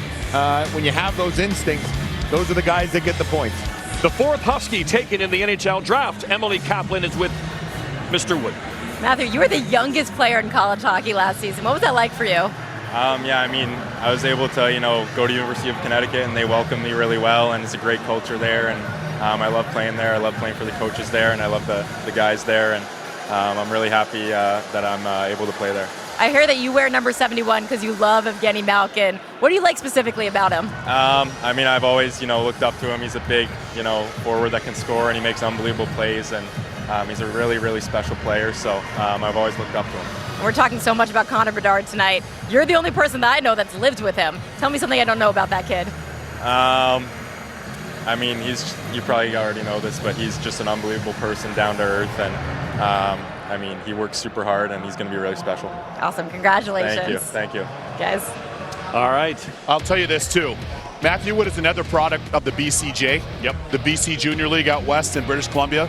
That's the best Tier 2 league in terms of producing college players in North America right now. They're on a heater out there in terms of producing college hockey players. Offensive players. Like the guys that come out of there, they can score. Yes. They can create offense. I would say the USHL. I love USHL too. The USHL, it seems more structured. Yes. Where the BC League, like, the top two lines, those guys can go and they can create and generate, and so if that's what you're looking for, that's where you can find some talent. And for Matthew Wood, obviously he's a bigger guy. I think college is the right route for him, seeing that it's going to take a little bit longer to physically mature. Barry Trotz with Emily Kaplan. Barry, where does Matthew Wood fit into your team, both in the short and long term? Well, I think in the short term we're going to let him develop. You look at the profile, goal scorer. We feel that he's a long way to grow. I mean, but he's a big body. He can score. We're just going to let him develop, and we feel that we can get the right profiles. Those dynamic people to get you out of your seats a little bit. You got to score goals in this game, and you need some size to win in the playoffs. So hopefully he checks 2 of those boxes. And I keep hearing about how active you've been this past week on the phone. What are some things you're trying to do to the Predators? Well, I'm just trying to, it's my first go at it. I've got a great mentor in David, and surrounded by some great assistant general managers right now. And, I'm just trying to touch base. I'm trying to try different things, that we want to, we've got so many young kids coming. I want to change the profile. We were, a defensive team for a number of years, and I coached it. We found ways. We had the great Detroit Red Wing teams and the Chicago teams. We had to take care of them. So I just tried a little different profile, starting with our coach and the guys who are drafting a little more offense. Awesome. Thanks, Barry. I'd like to congratulate the Vegas Golden Knights on a Stanley Cup championship. And finally, there's not a general manager sitting at the table tonight, or anybody that's been a manager in this league for the last 25 years that hasn't been positively influenced by David Poile. He did his job with class and dignity and honesty, and we wish him lots of success, much success in his future. For our first pick, I'd like to introduce our new general manager, Craig Conroy.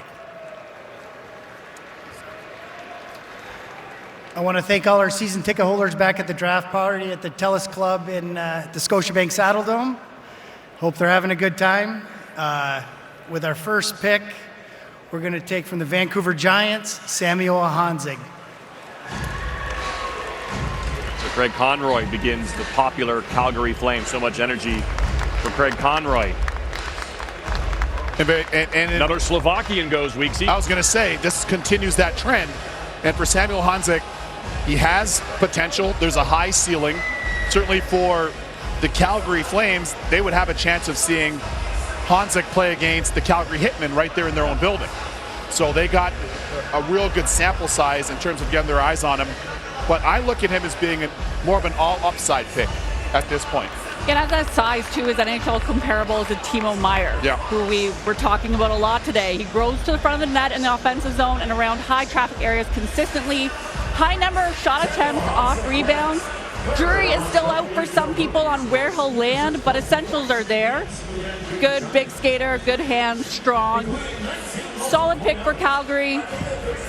They've seen him a lot in the WHL. This is a huge year for the WHL, too. Yes, it big is. Draft crop. Absolutely. Hey, he's a big north-south type player. So if you want an honest player, this is who you're getting. And I think, look, I mean, he's got good skills, not great skills, but he's the type of guy that can play on a top line and complement, some high-end players. But he's also a guy, if you got to drop him down to maybe the bottom half of your bottom 9, he can go in there and be a banger too.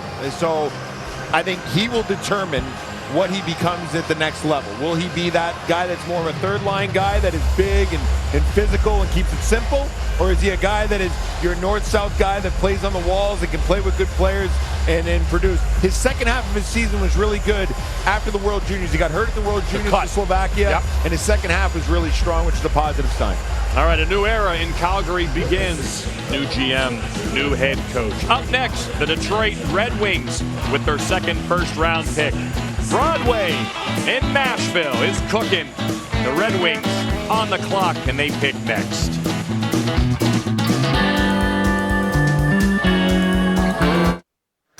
Good college hockey news yesterday in 2021 in a continued effort to grow hockey at the college level. The NHL and NHLPA, in collaboration with Tennessee State, the Predators, and College Hockey Inc., funded a feasibility study through the NHL and the PA's Industry Growth Fund. Armed with positive results from that study, all sides continue to work towards making hockey at TCU a reality.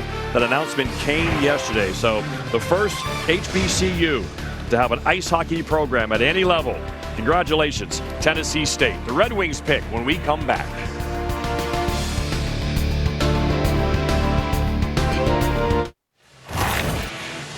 Welcome back to the draft. The Red Wings on the clock. This pick part of the Philip Hronek deal.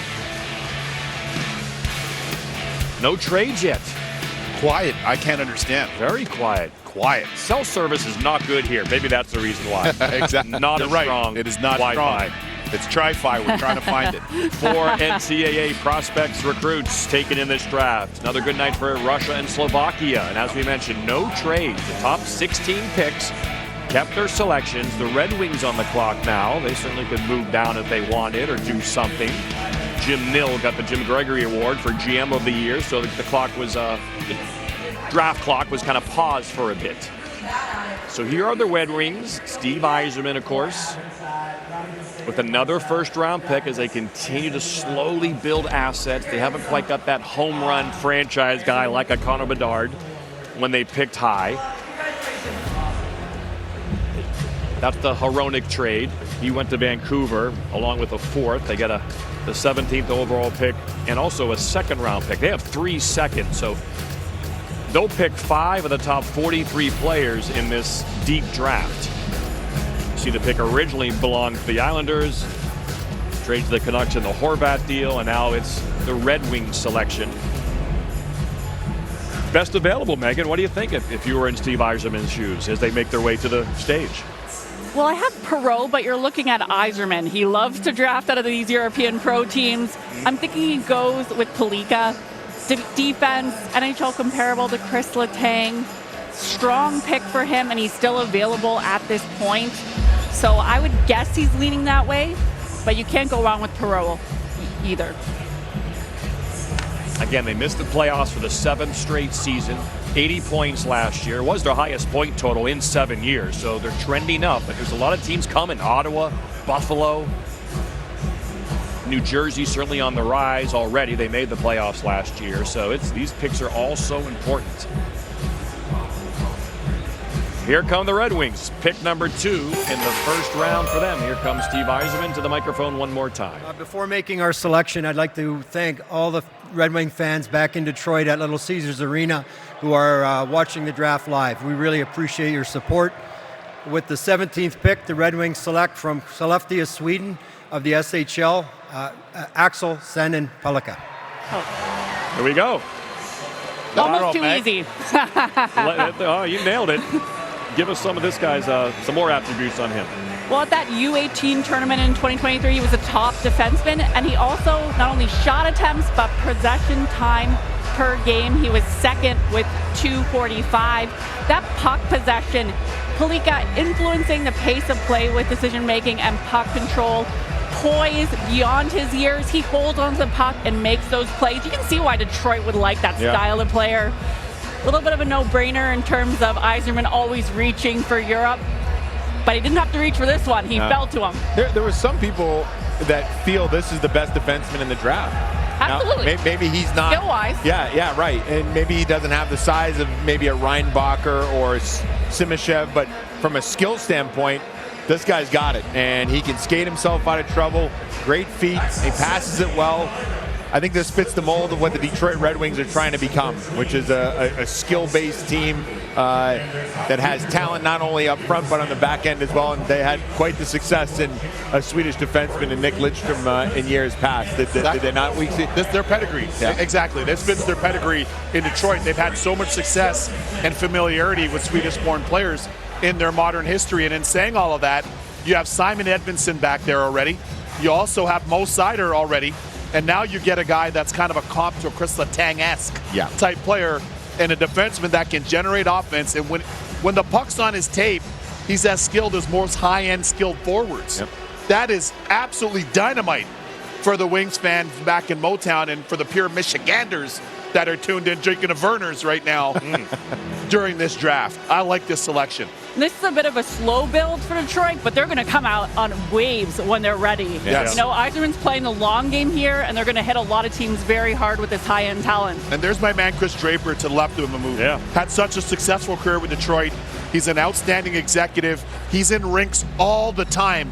And I'll say this about Steve Yzerman as well. He's not the warmest in terms of his personality per se, but he too is in rinks all the time. He's one of the hardest working execs, Steve Yzerman. I got to give him a lot of credit for that. You know what really the respect that I have for Steve Yzerman and his staff is that they are so real in what their assessment of their group is. If you ask them, like they don't try and paint a picture that isn't there. They're honest. They know that they still are a ways away. They're not ready to strike. They want it, like, as you mentioned, that slow build. That's what they want to get to. I really respect that because a lot of teams at trade deadline would have gotten excited and really said, hey, maybe we can make a push here and get in. Steve Yzerman knows they're still a couple years away. Keep building, stay the course, and in the end, this team could be a good one once again for a long, long time. Emily Kaplan with the newest Red Wing. Axel, the Detroit Red Wings have such a rich history with Swedish players. What does it mean to you to wear this jersey? I mean, it's an unbelievable feeling. I mean, I've had great talks with Detroit before, and, you know, I had a great feeling when they were coming up to pick, and I'm very happy that they picked me, so I'm very happy. What went on in those talks when you talked to Steve Yzerman and his staff? What stood out? Nothing special, really. Like, the meetings are pretty usual to the other teams, but, you know, the Swedish scouts talk to me a lot, and, you know, they like me, and yeah, I have a great feeling about the organization. I'm excited to join them. Yeah, when do you think you can play in the NHL? We'll see. It's hard to tell, but next year I'm going to play SHL, so we'll see what happens after that. Awesome. Text Samikit. Yeah. Thank you. Tech. One of two defensemen in this class under 6 feet and 180 pounds or lighter. So those are the two Red Wing picks on this evening. They'll also be active in the second round. Up next, the Winnipeg Jets. You might, if you go on Craigslist and see a Winnipeg Jet for sale, don't be surprised, because Weeksy, they're there to be aggressive. They're a big player. They're looking to restock, and they're kind of like St. Louis. They don't want to stink. They don't want to tear it down. They want to reward their fan base for the loyalty they show and the ticket prices they pay for, and have a good team. What can they do? Well, I don't know. I talked to some members of their staff that I know quite well on the way in here, and I asked specifically, what's the latest on Connor Hellebuck? And one member of the staff's like, I don't comment on individual players. Well, I got news for you. Ooh, spicy Weeksy. Connor Hellebuck was very real in his season-ending press conference and saying he doesn't want to be a part of a rebuild. Right. And that's a Michigan native. So I know there are a lot of teams that are eyeing Connor Hellebuck. To me, what'll be very interesting is what they end up doing with Connor Hellebuck. They made the big trade, of course, with Pierre-Luc Dubois. I think they got a great return, and Gabe Velarde and Iafallo and some of the pieces in that deal. So I'm curious to see what they do with the selection. But all things are for their franchise goalie, a.k.a. franchise quarterback. Where does this go? That's what I want to see, Boosh. Yeah, that's a tough loss in Hellebuck. There's no doubt about that. In Winnipeg, let's be honest. I mean, it's a tough place to attract players. So you have to draft well. You have to develop them while you have them under your control. To trade with the LA Kings, those are young guys that are under their control. So when you draft a player right now, you hope you draft a good one. You hope you got him for 7 years at least. And if he leaves after that, he leaves after that. But hopefully you can get the talent and skill that'll help you win in that time frame when they're young. They've made the playoffs in 5 of the last 6 seasons. Of course, they lost to the eventual Stanley Cup champions in 5 games, the Vegas Golden Knights. The pick is in for the Winnipeg Jets at 18th overall in the 2023 draft.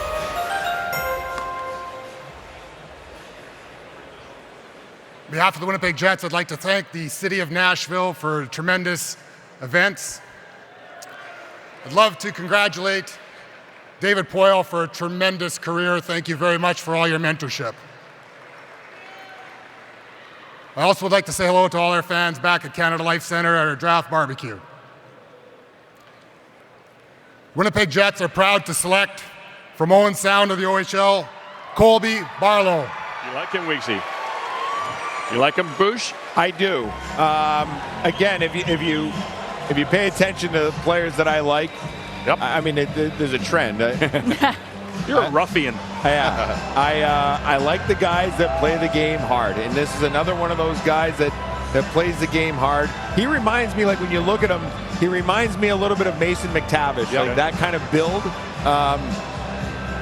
He's got a great drag and release. His one-timers are great. He plays hard. He's strong. He was a captain in Owen Sound. He's an old-school player.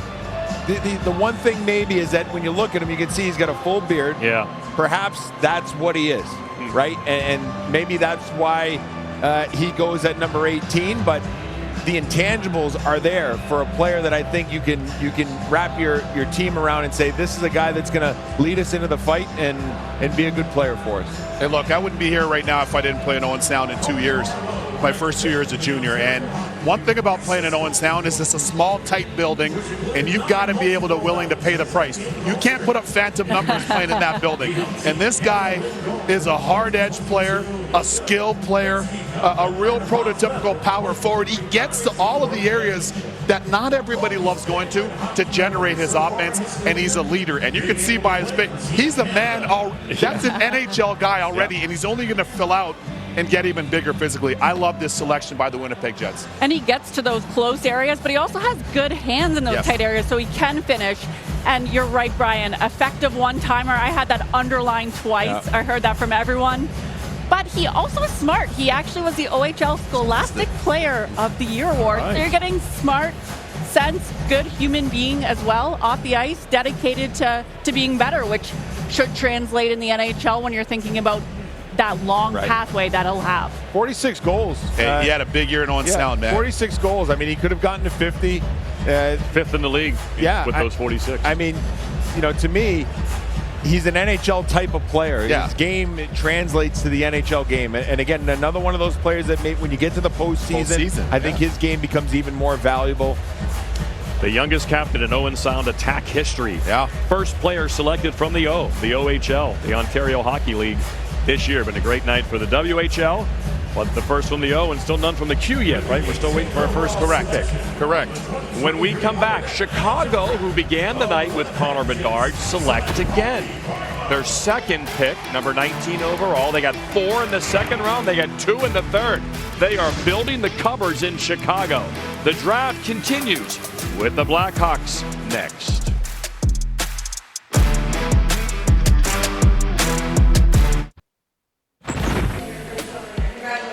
Jim Nill won the Jim Gregory GM of the Year. Congrats to him. You see the candidates were Bill Zito of Florida, Don Sweeney of the Bruins. All deserving. Yeah. But congrats to Jim Nill, one of the great statesmen in the game as well. He's a gentleman. 100%. A real gentleman. 100%. Class through and through. Longtime Red Wing front office fella. Opening night is Tuesday, October 10th. We have a triple header for you, which will be a lot of fun. We'll begin in where? Tampa, you got it. As the Predators, these Predators, host of the draft, will play the Tampa Bay Lightning. Then it's Connor Bedard's first NHL game in Pittsburgh. And then Vegas raises the cup banner against Seattle. So here's how the Blackhawks got this 19th overall selection. The big trade last year when, once again, Tampa Bay pulled an exciting trade. They give us so much entertainment on the trade front. They get Brennan Hagel. It's turned out to be an excellent acquisition by then. Got a fourth and a fourth. Give up a couple prospects. And this, number 1. So what does Kyle Davison do here? The youngest active GM in the NHL. Connor Bedard was the easy pick. Now it gets a little more difficult. 19th overall, and again, he can really go anywhere. It's a very candid, long-term project for them. This is multiple years, 3, 4, 5. So let's see what Davison does with his second first-round pick of the night. Again, he's got 4 seconds as well to play with, 2/3.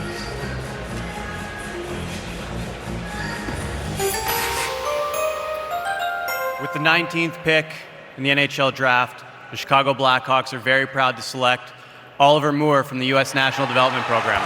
I love this dude. I mean, this dude is electric. Everyone can skate well. This guy stands out. Yep.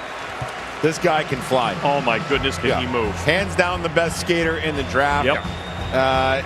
His giddy-up step, I mean, it is something else. He can create off the rush. The question is, can he create other ways? But the one thing I do know, whether he can or can't, is that speed is a problem. Speed is a problem for defenders and for the opposition, and this guy has got it in spades. Him, along with Connor Bedard, like you think about, you got a dynamic player in Bedard that can do it all, and then you got a guy in Oliver Moore who probably play on another line who's just going to back people off with his speed. The thing about Oliver Moore is that at the program, he did not play on the top line. He was the guy playing on the other line, and yet he still put up 75 points, had 9 points in the U18s. So this was not the guy that was playing with the best players at all times, and yet he still produced. But this is a guy with speed that you just don't see all the time. He'll probably play with Logan Cooley at Minnesota this year. He's a gopher, and I'll tell you, Gopher fans, this guy's going to bring you out of your seats at Mariucci. Oh, yeah, he definitely will bring them out there in the land of 10,000 lakes. And what he does is by attacking the opposition with that speed, he puts them under duress. Yeah. He's got a V12. It's not a V8 engine. It's a V12. You can hear that exhaust when he steps on it. In a blink of an eye, he can gain not only acceleration, but zones with his speed. It's that electrifying. From our data set, too, on the cycle, he can actually move the puck into that middle of the ice and set up teammates. High involvement player, so he probably can make an impact on the cycle, but off the rush is his bread and butter with that speed. Puck retrieval and anticipation, shows that determination and tenacity, which is maybe why he got up to this point. Yeah, second and third efforts is the stuff that I saw in him. That's a great point by you. And like when I think of Dylan Larkin when I see him, because Dylan Larkin is the guy that's the NHL comparable I have in data. So, and I like speed kills. I mean, it's tough to play against. I mean, you hope that he can catch up with the speed at the NHL level, that it can all click. If it can, you've got yourself a dangerous prospect. I love you saying the second and third effort, because quite often with the speed merchants, they figure that the speed is enough to get them there, to win a battle, to be first to position, to generate an opportunity. So when you add that speed with the second and third effort, there it is, and being that competitive, there it is there. It's separated. 100%. And that's why I was saying on this desk all year long, give Dylan Larkin his cream in Detroit. He got it. And you remember Bucci. Yes, I do. And I'm glad he finally got it, because he has that ability. We saw his mom, Shauna. She's run 10 marathons, including one Boston. So she's got a lot of stamina. And Emily, Oliver's got speed. Oliver, we keep talking about your speed. Someone at the U.S. program said you're in the same speed category as Connor McDavid. What do you make of that comparison? Yeah, I mean, that's a stretch for sure. I think he's obviously a great player, but I think, I like to use my speed out there to my advantage, and anytime I can, it's awesome. So. Bucci mentioned that your mom, Shauna, ran marathons. I hear you run a sub-5 mile when you were in a middle schooler. How did that shape you as a hockey player? Yeah, in middle school. I was in middle school. I remember that. So, I mean, I think it just helped me be athletic, and obviously, like I said, I like to use my speed, and I'm an athletic player. So, that's probably where it helped me. But. Yeah, and you're coming to the Chicago Blackhawks, ushering in a new era with Connor Bedard. Yeah. Like, what's going through your mind even as I say that? So excited. Like, watching him all year, it's unbelievable what he's been able to do. And to have the Blackhawks organization draft me and have the trust in me, I mean, it's an unbelievable feeling right now. I can't even describe it. Awesome. Well, congratulations. Welcome to Chicago. Thank you so much. Yeah, he ran track in middle school at St. John the Baptist in New Brighton, Minnesota. 4-minute, 55-second mile in middle school. Well, listen, if you're going to run marathons, you're not going to be able to run with speed. You pace yourself in marathons. Yes. I suggest he doesn't ever run a marathon. Stick with the 800. Stick with the 400. Stick with the 100. Yeah. Keep the speed aspect, buddy. Well said. Well said. But you know what? Legs feed the wolves, right? And I mentioned earlier, I was talking to the Hughes family this afternoon, one of the first families of hockey, of course, with the parents of Luke, Jack, and of course Quinn in Vancouver.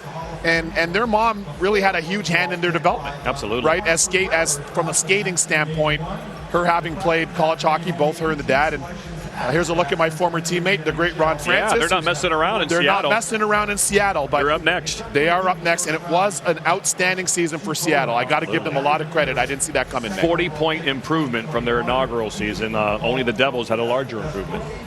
Yeah, and it's nice to see a team like that take that jump so fast. And they took Shane Wright. He didn't have to play more than 8 games this season, allowing him to develop. So really interesting to see what they're stocking the cupboards with this season. Yeah, Ron Francis got that 3-year contract extension. They're a high-profit team. They sell loads of merchandise. Top 5 already in terms of revenue. Ticket prices are high, so they can create a lot of revenue. Yep, and a crown jewel game rink and a crown jewel practice facility. No, very similar to what Vegas did from that standpoint. I feel like they need defense prospects. I mean, when you look at their draft picks, right, their prospects, it's all forwards. Yes. They're, Larson's 30 years old, Alexiak's 30, Justin Schultz is 32. Vince Dunn had a big year. But I think I agree with that. But is there anybody is that the next best player available? That's the question I have. Your question. Megan now says you're no. back. She's Now looking you're at me back. like it's no. Now you're back, Boosh. All right, so let's see what Ron Francis does with the 20th overall pick. Normally a year 3 team would be lower than 20, but they were good last year. Seattle Kraken is proud to select from Cometa Brno, Eduard Schalle. There we go. Yep. It looks like Sale, like Chris Sale. Right. But it's Shala. And what do we know about him, Megan Chaika? His NHL comparable is Kasperi Kapanen. Okay. Puck management, doesn't force plays and limits giveaways. He creates space and excels using skating and tight turns to separate from opponents. Averaged nearly a point per game in Czechia at the 2022-2023 World Junior Championship. And he led the team in scoring as well. So they're getting some offense, great skater. It just seems like a Kraken, right? What's that? It just seems like a Kraken. They plug them in, and their deep team, and they just keep rolling them out. Well, look, I mean, I think they do need defense in their system. There's no doubt about that. But this is a case of best player available. Yeah. And he's got offensive ability. There's no question about that. Top 2 lines, if he can get there and play there, he's going to be an effective player. I think the one question mark on him is sometimes his compete and whether or not he could, if he doesn't play in the top 6, would he be able to play, third line in that role? So is he a top 6 or bust? That's what you're asking. Exactly. Yeah. So, look, he's the best player available. Maybe the defense prospects that were there, they just didn't feel like there was a high enough ceiling. Mm-hmm. Take a shot on this guy who's got good size, 6'2". Yes. And if he turns out, you got yourself a skilled player in your top 6. Yeah, and there's room to grow physically, not necessarily from a height standpoint, but more in terms of the stature of his body. Being a 175-pound guy, could he fill out at a 200, 195? And when you look at the Seattle Kraken's team right now, what's interesting for them is they don't have game breakers that are going to break a game open per se. I really love Matty Beniers. I love what Matty Beniers is and will be. But for their team, the way they're built, they do it collectively. Yeah. Right? So this is a guy that you might be able to integrate into your fold who doesn't necessarily have to be the guy in time, but there's enough there and there's some upside there. Because he's a good skater. Yes, he is. He's a guy that you talk about being a game breaker. He can be that guy, I feel, with that ability. The question is, will he grow into that role so that he can be a top 6? That's the question. Some people just don't feel like if he doesn't get to that point, it's kind of like he's just going to have a tough time. It would have to be handed to him. Right. We'll see if he can do it, but there's no doubt that skating ability is there and the offensive instincts are there as well. He definitely has a shoot-first mentality, too, so you're right. If he's not getting pucks to him, there may be a challenge, and that's something with this Seattle building up their run where they maybe put high-end players with them. They're not quite there. They're still on the development side. Emily with Edward Shala.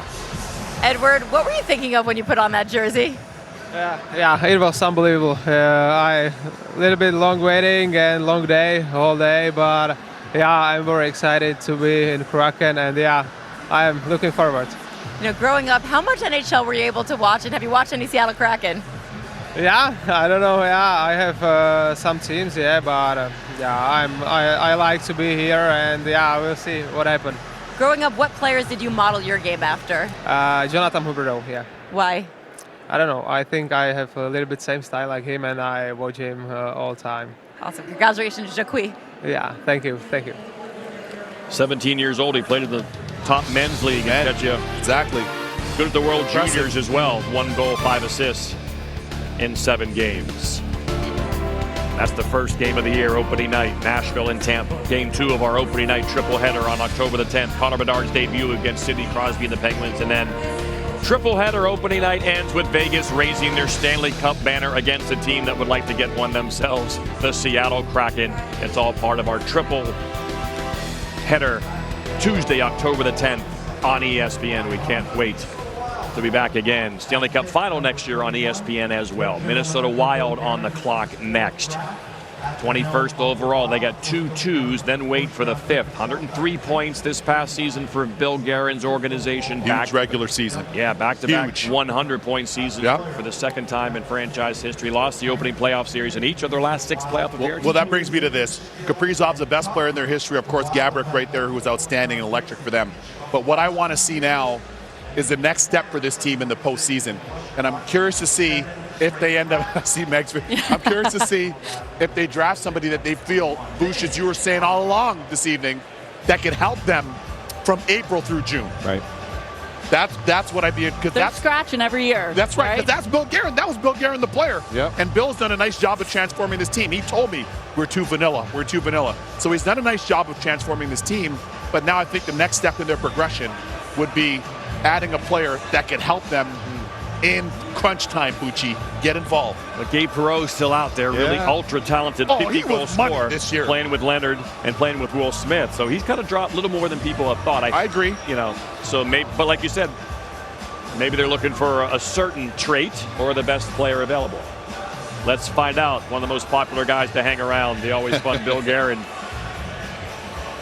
See who makes the pick. It won't be Billy for Minnesota.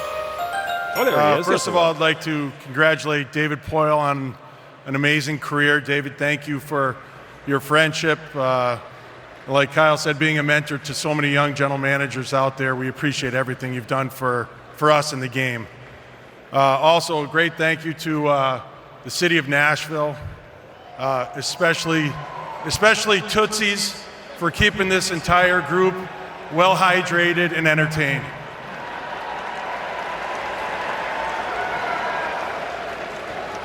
Minnesota Wild proudly select from the University of Wisconsin, Charlie Stramel. All right, we had back-to-back nights at Tootsie, so we know what Billy's talking about. But so a Badger goes. What do you have on this Badger, Boosh? Yeah, this is a big guy. This is a guy that was rated inside the top 10 coming into this season, and he plummeted because the points weren't there at Wisconsin. Didn't score last. And it was a tough freshman year for him. I got to see him firsthand at the World Juniors for the U.S., and he played a fourth-line role, penalty kill, and he played that role perfectly. He's got some real jam in him, and that size and that physical play, and he likes to get in on the forecheck. So for Billy Guerin, I think he can relate to this player. You know, understanding that, look, surround him with some players, give him some confidence. I'm not saying that this guy's going to score you 50 goals, but there's something there to his game that I think is translatable to the National Hockey League because he's willing to play hard and he's a big body. And we'll see how he develops. I mean,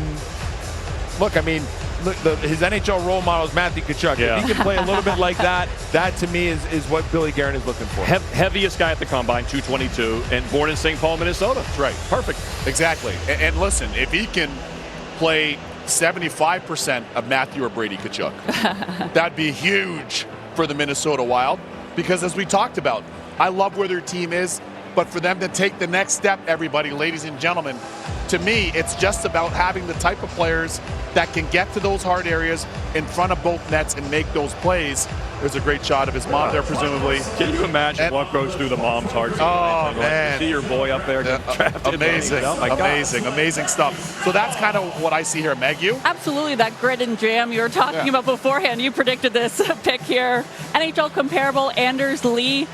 Stramel actually said he's a lot like Alex Tuck in his mind. High success rate in tight areas and under pressure, and plays that aggressive physical game that we all know translates in the playoffs. Fourth USA-born guy to be taken. Will Smith was the first. There's his line mate, Ryan Leonard, both going to Boston College this fall. Oliver Moore heading to Minnesota. Charlie Stramel heading back to Madison. Flyers are next.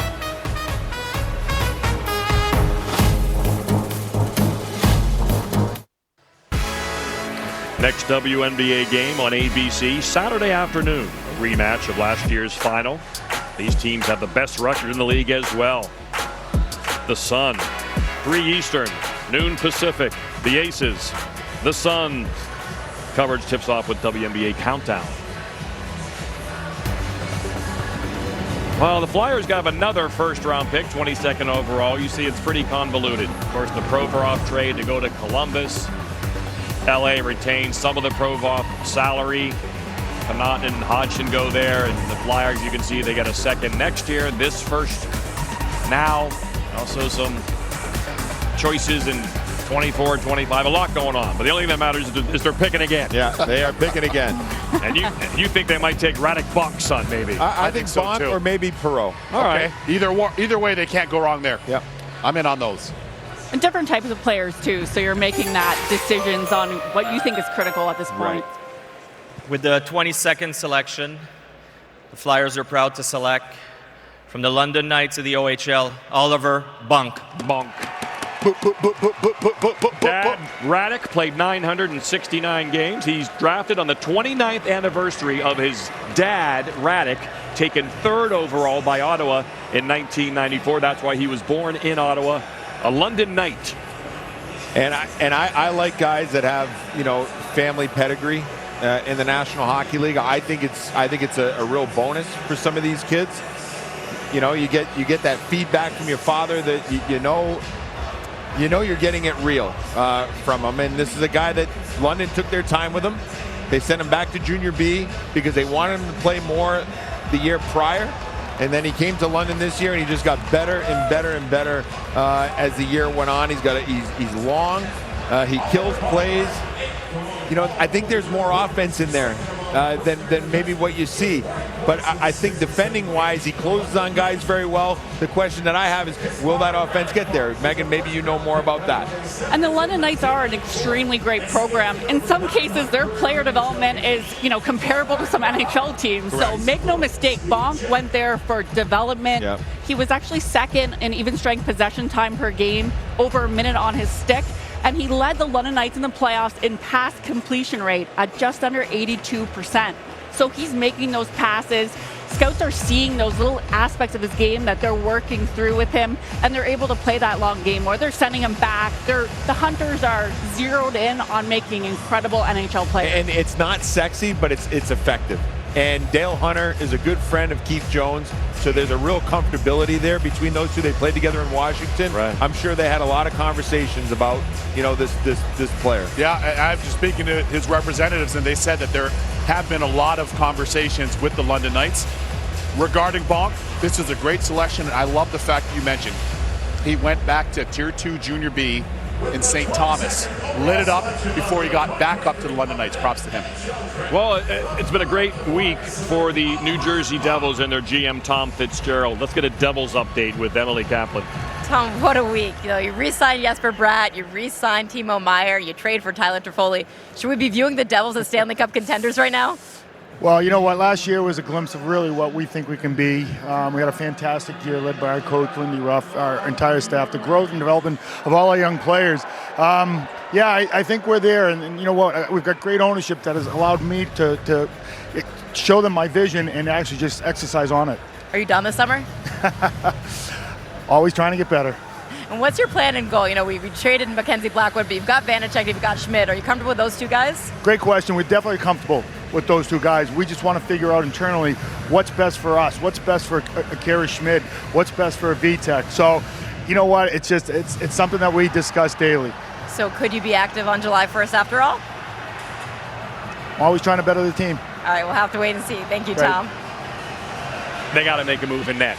They're too good up front now. I played with Tom Fitzgerald. I'm going to tell you this right now. If I am the New Jersey Devils, when you're looking and you're seeing Igor Shesterkin and you're seeing Sorokin in Long Island, and you have the opportunity to maybe strike for Hellebuck, you have to look at it if you're the Devils. If so, they're a legitimate Stanley Cup contender. Take it away, Bucci. Just 5 selections for the Rangers. Of course, new head coach Peter Laviolette. Chris Drury was hired May 5th of 2021. You see their cap space. There's been some trade whispers about Lafreniere. Still have an RFA signed in Keandre Miller. It's maybe a little tricky sign there after last year. Of course, they have got some UFAs as well with Kane. Don't think he'd be back. You never know. Vladimir Tarasenko. So the Rangers are in an interesting place. They're seeing the Devils kind of trend up quickly. Yes. All of a sudden, they close the gap. They bring in Peter Laviolette. Obviously, he's been around. He's won a cup. Been Coached here. Cup finals. Coached here in Nashville. Yeah. Brought them to a cup final, as well as the Flyers. 1-1 with Carolina. That's right. This is, I like your point. For the New York Rangers, I thought it was a bit of a disappointing postseason, being at a lot of their games in New York on off nights and seeing them play at the Garden. That I feel they took a step back this year from what they were in the season prior, but there's so many good pieces there. I'm curious to see what they're going to reach for here. Maybe a Callum Ritchie off the Ottawa Generals. I like his game. He's a really good player. They also have a youngster in their group, in Othman. That's a kind of hard edge forward as well, in Brennan Othman. So I'm curious to see what they do here, Meg. There's Gabriel Perreault also available. He's still out there too. Gavin Brindley's a little guy, but man, I love watching him at Michigan. Me too. I like playing him. with Adam. Me too. Big brain, vision, fast, smart, and a competitor. Yeah, he played with Adam Fantilli, and he'll play with him again if Fantilli goes back. I don't think he will, but Gavin Brindley's a name we'll hear soon. Yeah, exactly your point. So the Rangers pick is in, 23rd overall for them. Did not have a first-round pick last year. So here comes the Rangers pick in round 1. The New York Rangers are proud to select from the U.S. under-18 team, Gabriel Perreault. Well, he slipped a bit, and they're not going to deny the skill of this guy who scored 50 goals, as did his line mates, Leonard and Smith. Based on my best available, too, I'm going to that podium pretty quickly. Nice. His NHL comparables of Jake Gunsel, dynamic offense, dangerous in the O-zone with both passing and shooting, and he gets to the slot, too. So when you're looking at adding some of those players that can, have that dynamic offense, Perreault slipped, and I also think that some of those teams that picked a bit higher that passed on him were looking for defense. Right. Right? It wasn't hey, he's not good enough to be a top 12 player. Right. It just was a different pick. His skating is the issue, right? His skating is the issue. Much like his dad, Yannick Perreault, he slows the game down, but IQ is off the charts with this guy. He is probably the smartest player in the draft. Wow. And you think about NTDP single season point record. He shattered it by 15 points. Who did he beat? Austin Matthews. Hello. So thanks for coming. He was part of that. He's part of that dynamic line there at the program with Will Smith and Ryan Leonard. Correct. He makes guys miss though. This guy creates while not moving. Yes. It's so interesting to watch because it looks. I see his pregame meal. Chicken I'm sorry parm. for interrupting. Was it chicken parm? Yes, Wow, yes. you love him then, huh? My favorite. I'm getting You got me at the jersey. But Getting again, his rookie card. but again, another player that comes from a father that played. Yeah, so had an excellent career too. To me, I think you know what you're getting in a player. It's predictable. But like I said, the IQ is off the charts here. Maybe the pace is an issue, but when you're smart like that, you find a way to get points. The new head coach here in an original Predator, Andrew Burnett. I played with Jamie Stewart and I played with him our rookie year in Owen Sound. Andrew Burnett had 162 points to lead the CHL. He was a 7th rounder. Everybody kept telling us he couldn't skate. That's what everybody kept saying, and we know that was one of his deficiencies. He went on to play over 1,000 games in the National Hockey League, and now he's the head coach here in Nashville. So all of that to say, in this young man, in Yannick Perreault's son, Gabriel Perreault, very, very brilliant hockey mind, almost a savant offensively on the ice, and the ability to make plays all over the offensive zone. I think this is a steal for the Rangers potentially here at this pick. Well, he certainly fell to them. I mean, he was second in the under-18 World Championship in scoring chances per game. So when you talk about hockey IQ, it's not just volume of shots. Correct. He's getting high expected goals, high probability he scores on his shots. He'll play in Boston College with his line mates at the program, and he's with Emily Kaplan. Dave, your dad Yannick played over 800 games in the NHL. What are some of the biggest lessons he taught you? Yeah, I think growing up, he always wanted me to have fun with it, and he always wanted me to be creative, and I think I took those things, and they always stuck with me. You set the U.S. program record for points, breaking Austin Matthews, also the single-season record for assists, breaking Jack Hughes. What did that mean to you? Yeah, I think it's pretty cool. I think those are the guys you kind of look up to, so having my name with those guys is definitely pretty special. I kind of want to ask you about your fit tonight, because it was a monochromatic look, but it looked like you had some interesting lining in the suit jacket. Take me through it. Yeah, so I did my suit with Glorious Customs. They had a couple pictures in there with family, friends. I had my team in there, so Yeah, I think that's kind of what was in it. Are you a guy that's into style? You're going to put your personality out there? Yeah, a little bit. I think I like the nice jackets and stuff like that, so I've always liked to have a good style. You'll find none of those in New York. You're going to have a hard time shopping. Thanks, Gabe. Yeah, Congratulations. thank you so much. So the line has now been taken. We told you all three would be in the first round. Waited a little bit longer than Gabe Perreault than thought he might. But again, these three, they played at the program, and they'll play together at Boston College in the fall, as you mentioned, for Greg Brown in a few months. So Smith, Perreault, and Leonard, teammates at the program, and they'll continue at college. But then after that, they're on three different squads. Hey, the program is well named. The program, they've done and they do an incredible job of not only developing players, but also coaches. And the coach of his U18 team there at the program, Dan Muse, is now an assistant coach with the New York Rangers. So that's right. Maybe in due time they will have a reunion of sorts. Good call. Hey, another pick for the Predators here, the hometown Predators. Some reports that we'll be in Vegas next year for the draft. We'll see if that comes true. Love that. Here's how they got this pick. That was the Ekholm trade going to Edmonton.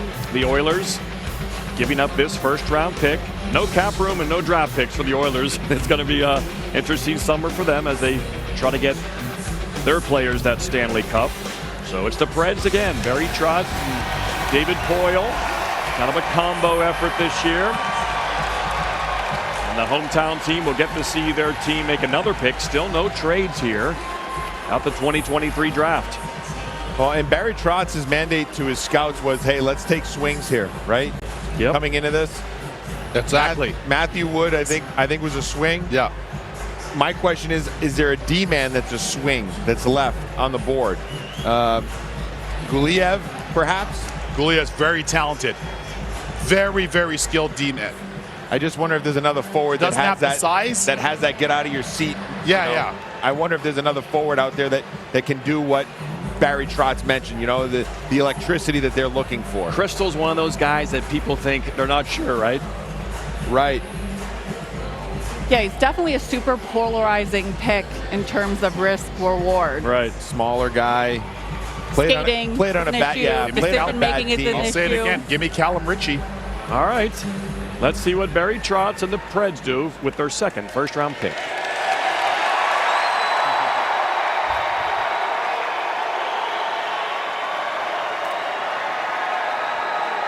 Thank you, Smashville.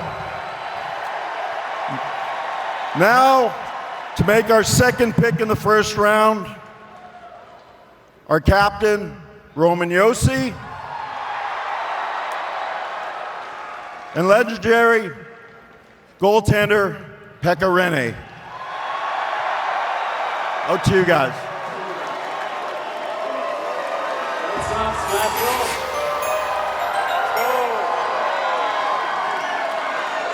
With 24th pick of 2023 draft, Nashville is proud to select Tanner Molendyke from Saskatoon. Welcome to Smashville, Tanner. Yeah, he was hoping for Will Smith, but he didn't get him. All right, is this a swing, Megan Jacob?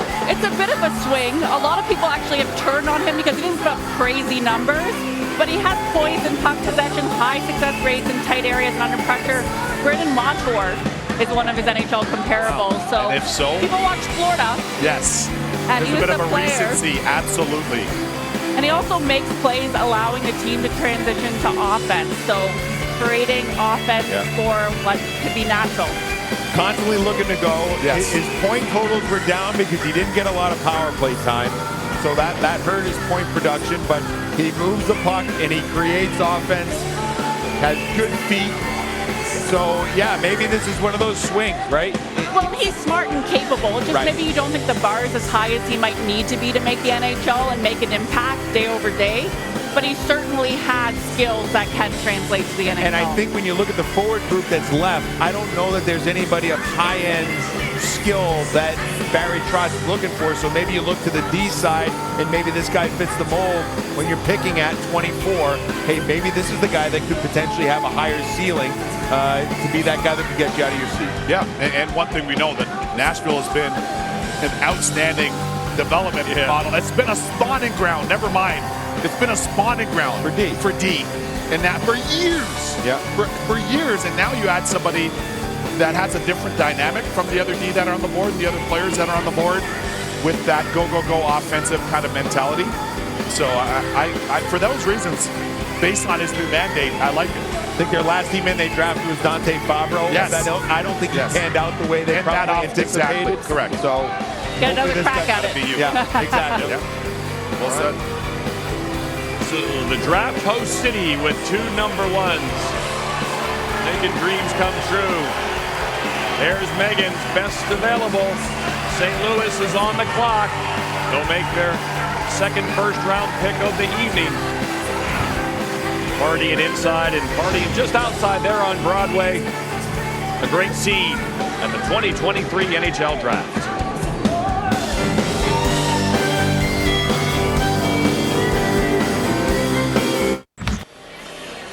Still no trades at the 2023 NHL Draft. Emily Kaplan, have you found any crumbs on that floor with all those GMs down there? Yeah, I'm not that hungry. I'm not eating crumbs. But I will give you guys a similar report that I gave a little while ago. But I'm right here by the Blackhawks table. Kyle Davidson is both working his cell phone and the landline on their table. I do believe the Blackhawks are still trying to trade up and get back into this first round. They already have 2 first-round picks, of course, Connor Bedard and Oliver Moore. But they have 11 picks total in this draft, including 9 in the top 100, 4 in the top 50. They want to surround Connor Bedard with as much talent as possible. They already got Taylor Hall to play on his wing, Nick Foligno as a leader and protector. I think they want to bring him in with a strong rookie class, so let's see if they can get back into this first round also. Mike Donaghy is assistant GM, those to his left. Meanwhile, it's Army, the guy they called Army. Doug Armstrong once again making his way to the stage. They're set to pick 25th and 29th here late in the first. We thought they could be a possible trade team as they try to reimagine their defensive core. So Craig Berube, Doug Armstrong. Here comes the second Blues pick of the evening. St. Louis Blues are pleased to select Otto Stenberg, Frölunda, Sweden. So a Swede heads to St. Louis. 4-time medalist for Sweden on the international stage. Good, solid, steady pick here. 5'11", 185. Yep, absolutely. And from a really good program in Frölunda as well, over in Sweden. Absolutely outstanding program over there. Freddie Schustrom, now the general manager. Joel Lundqvist, Henrik's brother, recently retired. I think this is a very steady player, a safe pick. Really good job here. Go ahead, You're looking at skill there. The NHL comparable is Philippe Forsberg. Yeah. Perfect for this arena. Yeah. And he did lead Sweden in shot attempts off the rush per game at 4 in the U18s. Puck possession too, and poise with the puck. He does hold on to it and wants to make the right play. Yes. Controlled zone entries are also high, which you like to see. Attacks the offensive zone with speed and finds and creates the space to use his shot. So he will shoot as well. He'll carry it in. Yeah. Play driver for Sweden. High skill. Good, solid pick at this level of the draft. That's a good release right there. And really good numbers at the U18s, right? I mean, 16 points, 7 games. The pro numbers obviously they look disappointing, but when you're a draft eligible player playing pro, not easy to do. But when he's played with his peers at the junior level, right? When he play with his peers, you can see the points are there, and that to me is probably what's most important. Yeah, I'm impressed by how well he's played on the international stage. I'll look at the emotion. Presumably that's his little brother. No, but so I love his game on the international stage, because here's one thing we don't factor in. On the international stage, when you're playing against Team USA and or you're playing against Team Canada, and you have this many elite prospects, right? Not to suggest that Sweden doesn't, but for a lot of the European nations, they know that that's the opportunity for them to deliver, to get on the global radar of these NHL scouts. And that's how you move up the draft, too, right? You perform in those big games against the high-end players in North America, and you start getting more views. No doubt. Maybe a little Alexander Steenish in his game. And to your point, he's now the head of player development for the Blues. He's a part of their player development model, Alex Steen. So 33 for them back in the day. And sees a bit of himself in this player. That's right. Yeah. And a steady pro. Yeah. That's Thomas Steve's son, steady pro, cup winner in him. And certainly, perhaps you can see some shades of himself in Otto Stenberg. Steen played over 1,000 games in the league. An unreal career. 765 with the Blues. That's right. An unreal career. So Otto Stenberg. Yeah, this is a really solid, very good pick.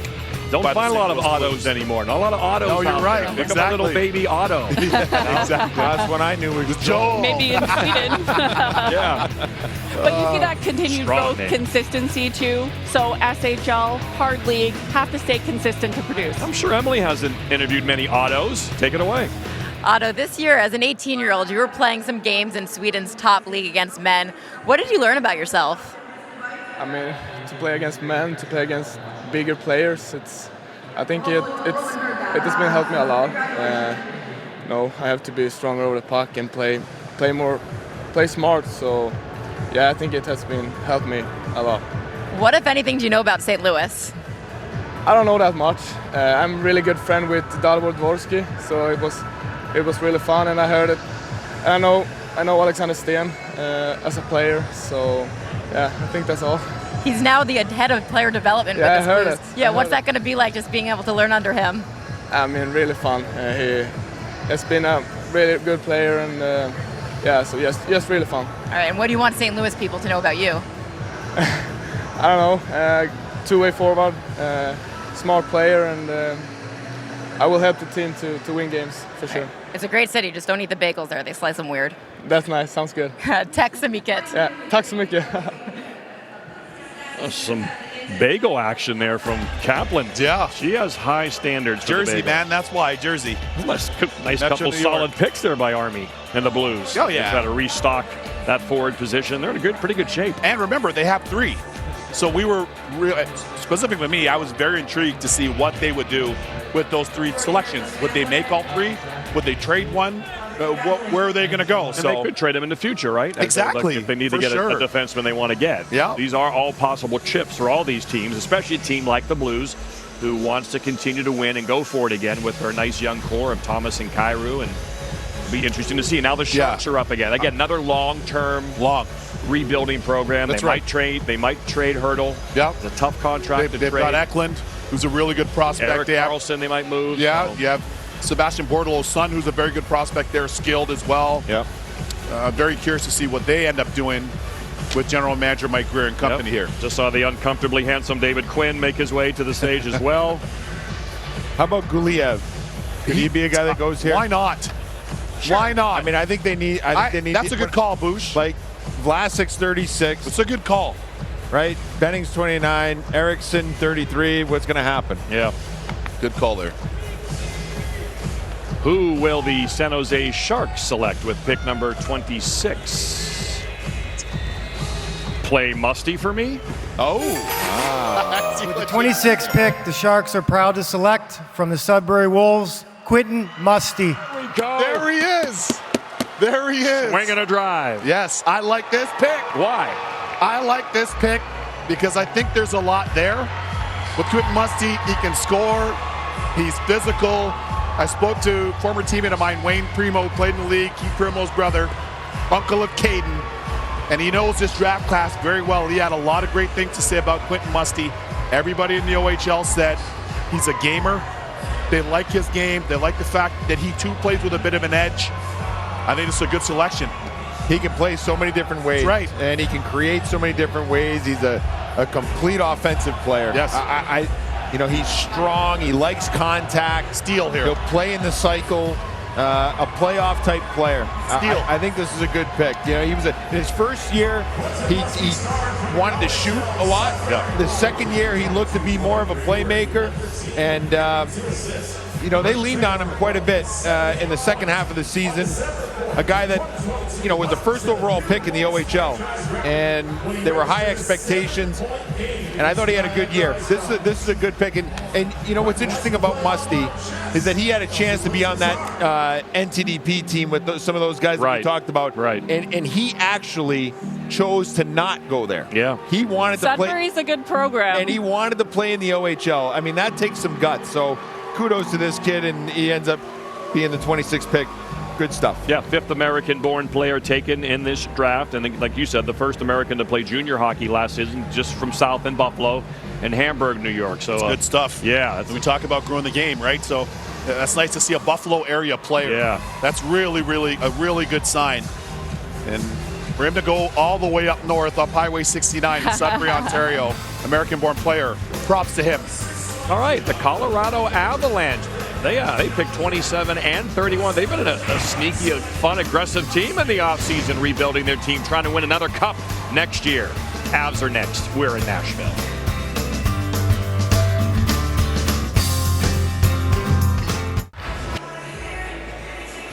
Welcome back to Nashville, Tennessee. 2023 NHL Draft winding down. Round 1 tonight, the rest of the draft tomorrow. Colorado's been on the move this offseason. They get Ryan Johansson from these Nashville Predators. Had a good cap hit for them. They trade Alex Newhook, the Montreal, for 1 and a 2. They gave the 2 to Tampa for Ross Colton, and now we'll pick the first pick. So basically, it'll be this pick coming up. Yeah. And Ross Colton for Alex Newhook. Well, they don't need D. I know I'm saying D a lot, but this is one group that does not need D. The rare well group. said.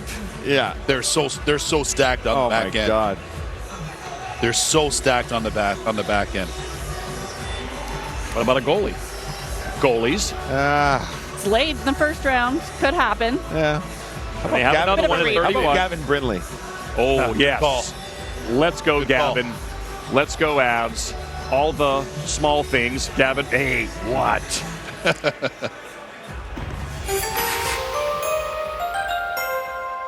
The Colorado Avalanche are proud to select from Oshawa, Callum Ritchie. There you go. There's your boy. I'm telling you. Go ahead, Boosh. Get in there, Boosh. Get at him. Well, he had a shoulder injury that I think slowed him down. Exactly. And his point totals weren't there, but he also, that Oshawa team was not a strong team. He's a very good skater. He's creative. He's smart. He's big. I don't think he got as physically as engaged as probably as I would have liked, but it's, once you know why, and it's probably because of the shoulder injury, that tells you the answer. But I think this guy, there was a high expectations on him coming into the season. And yeah, maybe the point totals weren't there, but I think this guy's going to be a good player. I think this is a good pick. And the fact that he played through it, not 100% and performed at the U18s, to me, I think this is going to be a solid NHL player with his size. I'm going to read a text aloud. Won't say which former NHL player. Known him since he's a kid. Honestly believe he's a top 10 pick. If he goes after that, the team that grabs him is going to get a steal, in my opinion. To Bush's point, played with a dislocated shoulder all year and still a point-per-game player in Oshawa. And he did lead in the 2022 Hlinka Gretzky Cup in points. So there's that element where you're seeing maybe he has that rebound after this injury. The NHL comparable is Logan Couture. Yeah. So a nice style of player, effective creating offense on the cycle and below the goal line. Should be a splash if he can come back and to that fine form. Yeah. I think he's solid at everything. Yes. I think Musty is a guy that has a little bit more offense, but I think he's solid at everything. And the fact that he played, to me, it shows he's got guts. The fact that he's willing to play through injury, exactly. Draft year, not an easy thing because you're being scrutinized for everything, and you want to hang in there and try to do the best you can to impress the teams and scouts. And the fact that he did that, full marks for the kid. Full marks. You're playing in Oshawa, 15 minutes east, up Highway 401 out of Toronto. You get a lot of scouts in Oshawa. Every home game, NHL scouts are always there. You can't hide. And I like the point, Boost, the fact that he was willing to play through those injuries for his teammates, pain threshold to play through that in a league that's physical. That's very impressive to me, Meg. And you can't hide from analytics either. We see every single game. And he actually had a high number of steals, interceptions, meaning that anticipation and reading plays in a tough league like the OHL, he comes out really strong. In the year prior, he was teammates with Oscar Olesen, who was a 21 first-round pick, 28th overall for Colorado. So I'm sure the Colorado scouts got a chance to see him the year prior when he was healthy, a little younger, and then the comparables to the next season, and felt comfortable making this pick. Couldn't agree more. I give the Colorado scouts a lot of credit for what they've done. They've done an outstanding job with their group. They've gotten players from different regions. They've gotten different styles of players, which is a big point of why there's the Stanley Cup. They won that Stanley Cup a couple of years ago. I got to give them a lot of credit for that. Certainly looked like a team that could repeat, but then the unexpected pothole of Gabriel Landeskog missing the whole year, and what's his future for next year? Yeah, that'll be the question. He started his rehabilitation process. He's a little over a month in. They're captain to his rehabilitation process. It's a long, arduous road. It's daunting, but it's not impossible with the sports science and the medical science that's available. Hopefully he can come back. Yeah, it'd be amazing if he can. Well, the always headline-grabbing Toronto Maple Leafs as they honor Borja Salming there in the video board behind us. Obviously, as the Avs just make their pick, and the Maple Leafs now with new front office reimagined. Kyle Dubas goes to Pittsburgh. He already made his first Penguin pick. And now Brad Treliving and Brendan Shanahan will try to get this Toronto team once again back to the playoffs, win that first round again, but then win the second round. And if we look at Brad Treliving's last drafts, he's only drafted 5 forwards in the first round. All right. Emily Kaplan. Callum, we're wearing light blue pants. It almost matches the sweater. Were you expecting this? No, I mean, you never know what's going to happen on draft day, and yeah, you're kind of just going through, waiting for your name to be called, and it's a dream come true to be drafted by Colorado. It's unbelievable. I can't put it into words. And this is a team that won the Stanley Cup just 2 years ago. Which players are you most excited to play with there? I mean, all the guys there, like Nathan McKinnon, obviously, Landeskog, Rantanen. Those guys are obviously really top guys, and yeah, they all do everything really well, and they're great leaders. So I mean, anything I can learn from them would be great. We talked about your shoulder injury you had to deal with this year. How did that affect you? I mean, yeah, it was tough going into the season with an injury, and kind of waiting until the season was over to get procedure done on it. But I'm glad I was able to play the season and finish strong there, I thought. So awesome! Congratulations! Thank you. Thank you. Really appreciate it. All right, so Toronto's up next. So many big decisions last year of Austin Matthews and William Nylander's contracts, talking extension. What's going to happen with them? This pick is probably for the future. Let's see which direction they go as they make their first pick of the 2023 draft. Jared Bednar and I, by the way, are both wearing the same tie.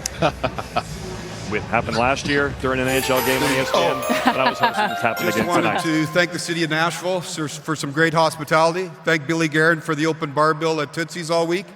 And we'd like to congratulate and thank David Poile. He's been a mentor to many of us, and congratulations on a great career. To make our selection, I'll call up our head scout, Wes Clark. Toronto selects from the London Knights, Easton Cowan. All right, another Knight. Get it, Boosh. This kid climbed in the second half of the year and in the playoffs, the heartbeat of the London Knights.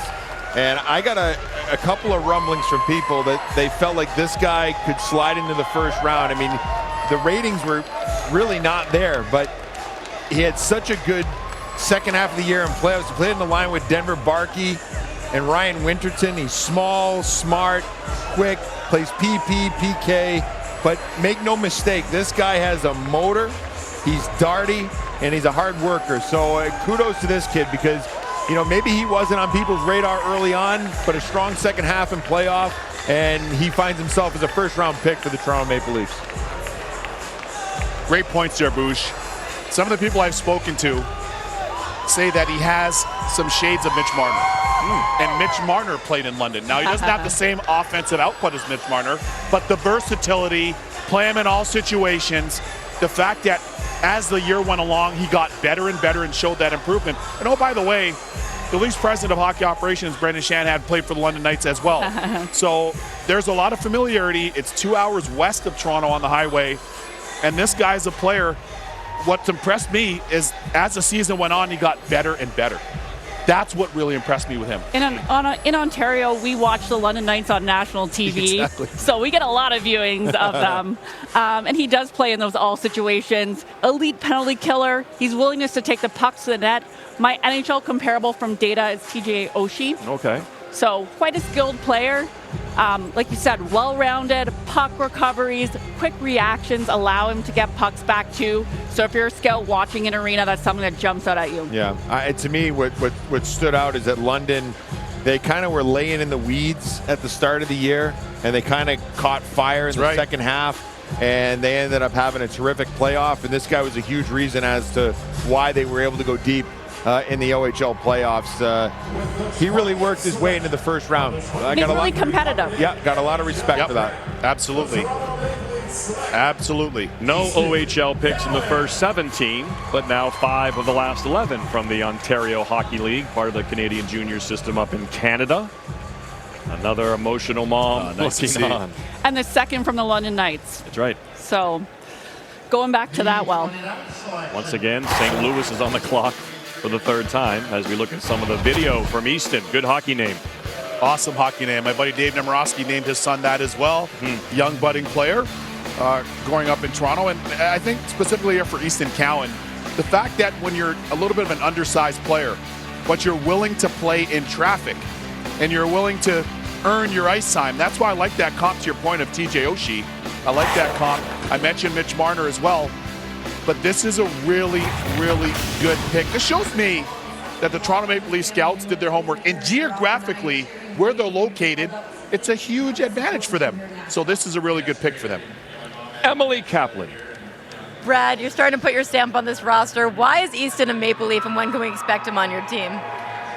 Well, our staff really loved his competitiveness. Like he's sort of an all-situation player, big motor, real competitive guy. We think he really, the development he's had and the growth that he's had in his game the last 2 years has been phenomenal. And he's going to take some time. He'll get in with their development team right now, and I think he'll have a little bit of a longer runway, but a real competitive player, and we think he's got lots of upside.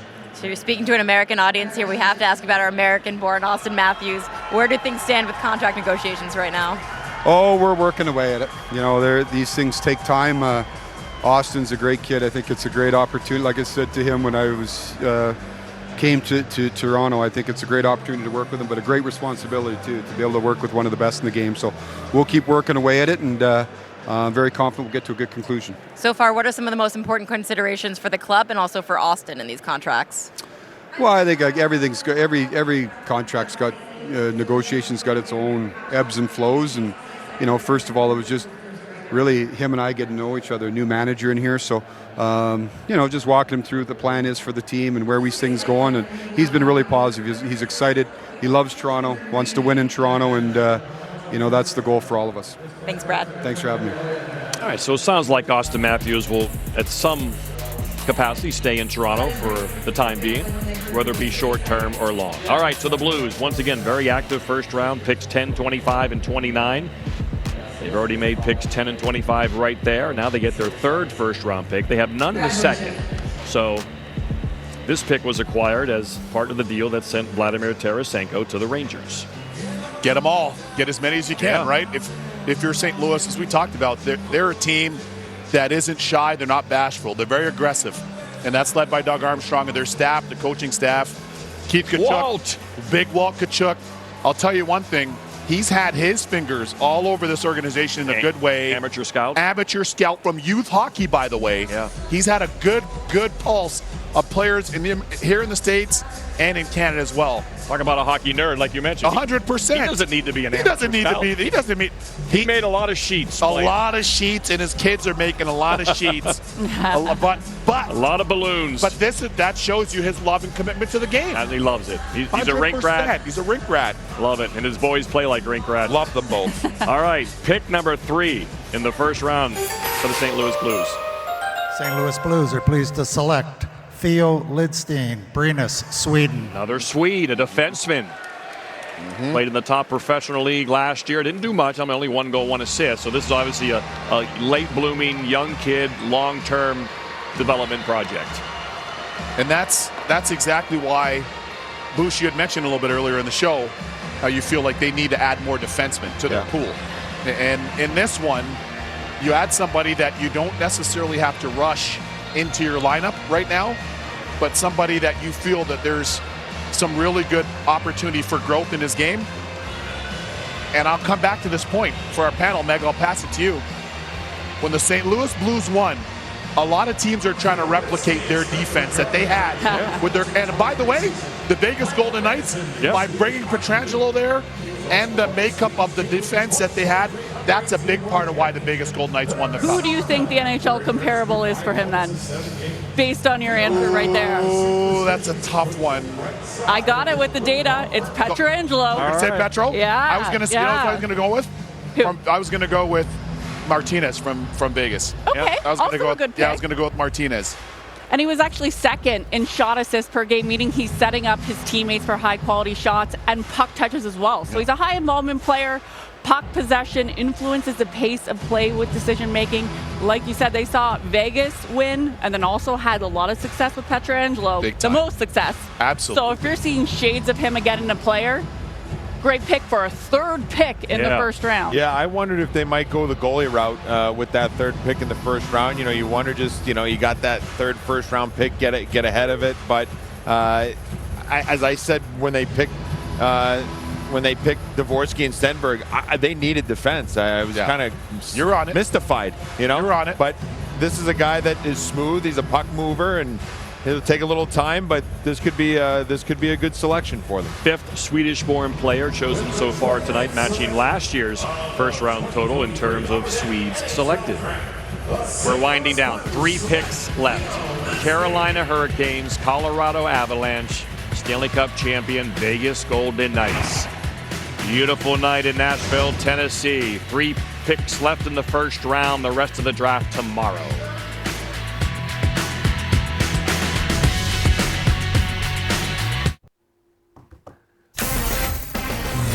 Hey, I'm Scott Van Pelt, getting set for SportsCenter. We visit with the top pick, Connor Bedard, and I'm terribly sorry, Bucci, who just found out he's going to stay overtime with his biggest takeaways when he joins the show to talk about what happened after the top pick. Shohei Ohtani looking to stay hot for the Angels, and we have a president in our studio. No joke, for real. Wow. Now back to Nashville. John Bucci-Gross. I'm hungry, Scott, but I'll stick around for you, my man. All right. Anything for SVP? We'll be quick. All right, here come the Carolina Hurricanes making their way to the stage, about to make their first selection. They have a pick in the first, second, third, fourth, fifth, sixth, and seventh. They got 2 in the fifth, 2 in the sixth. Yeah, I spoke to their head coach, my man Rod Brindamore, former teammate, NHL Jack Adams Coach of the Year, and one of the best coaches and leaders in the business. So I'd be very curious to see. To me, I still think they need goal scoring, and I told him that earlier today. So curious to see what Don Waddell goes with here. There's Don Waddell. First time picking in the first round since they took Seth Jarvis. That was a good pick, 13th overall in 2020. Don Waddell makes his way to the microphone. I'd like to congratulate the Vegas Golden Knights on winning the Stanley Cup. Thank you, the city of Nashville, for all your hospitality. And then to my good friend, David Poile, you've been a tremendous friend, mentor for all of us here in the league. Enjoy the next chapter of your life. To make our pick, Darren York, our assistant general manager.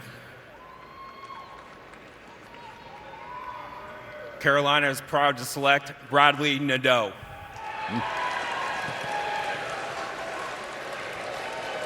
Get to the point at the end of the first round. Kids want to be picked tonight, don't they? Of course they do. A lot of queasy stomachs hoping they're one of these last couple of picks. I told you about the BCJ earlier. You did. Right? You warned us. So the BCJ and the USHL, we know they're the two top producing leagues, certainly for college hockey, but a lot of high octane, as Boosh said earlier, a lot of high octane players come out of the BCJ. And now for the Carolina Hurricanes, again, here I'm going to make a point that a lot of people might not recognize. Their head coach, Rod Brindamore, is from BC. I know he's been here for 30 plus years, but he's a BC native. And what they're getting here is an offensive player that's got a ton of skill, a ton of hockey sense that can make plays. Our analytics map him out to Kirill Kaprizov. So very offensive. Puck carrying, comfortable with the puck on his stick. He did lead the BCHL regular season in goals, assists, and points.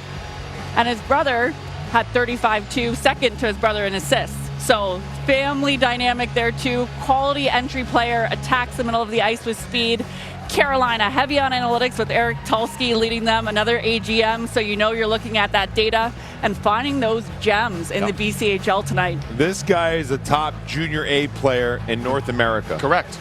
Like, not major junior, so for people to understand, and not playing at the program. Right, exactly. So, he didn't play the U18s because he wanted to stay with his his team in Penticton. And he's going to University of Maine next year. 113 points. I mean, this guy, he's got a great shot, one-timer. He shoots it off the rush, has an NHL release. You talked about needing game breakers. This guy could potentially turn into a game breaker with his shot. And University of Maine has seen their fair share of them, the Black Bears, over the years. And by the way, the one that wore number 9, the great Paul Correa, who's also happens to be from BC, who also played out there at the BCJ. But in this case, when you get an offensive player that's a 50-50 player between their ability to pass and generate, but also finish and score, those players are so difficult to defend against. Absolutely. You can't play them either way, right? Yeah. If you try to play the shot, he's going to beat you on a playmaking. Correct. And he's in that league where you can develop. They give him time and space and ice time to play in. So whether it's a hometown idea or to get more playing time, it's panned out for him being a first-round overall pick. That's great. It's a really good value pick for them. As I said earlier, I told Ron Whittemore, I think they need more offense in their group. They're an outstanding team. They're well coached. This is a really good pick by Don Waddell in their group. And he'll go play for Ben Barr at the University of Maine. Emily Kaplan with Don Waddell, Atlanta Thrasher Pride. Don, you have one of the most high-energy coaches in the league. Why is Bradley one of the players that Rod Brindamore is going to love to coach? Yeah, if you just watch this player, he brings it every night. He's got tremendous work ethic, great skill. And, we do interviews, background checks. We got to have good players, but we have on good people, and he certainly checked all the boxes. As we head into free agency, what are the biggest goals for the Hurricanes this offseason? Well, we got to address our goaltending. We're still talking to the goalies that we had last year, Anderson and Ranta, and then, if we can add some goal scoring, you never have enough goal scorers. And, last year when we had a couple of injuries, we felt we were a little short, but, we like our group, so if we don't make any changes, I think we're going to be fine. Sebastian Aho is 1 year away from UFA. Where do we stand with contract negotiations? Yeah, great conversations with Jerry Johansson, his agent. We met again yesterday. There's no real deadline or timetable. I'm very confident we're going to get this done in the near future. Awesome. Thanks, Don. Great. Thank you, dear.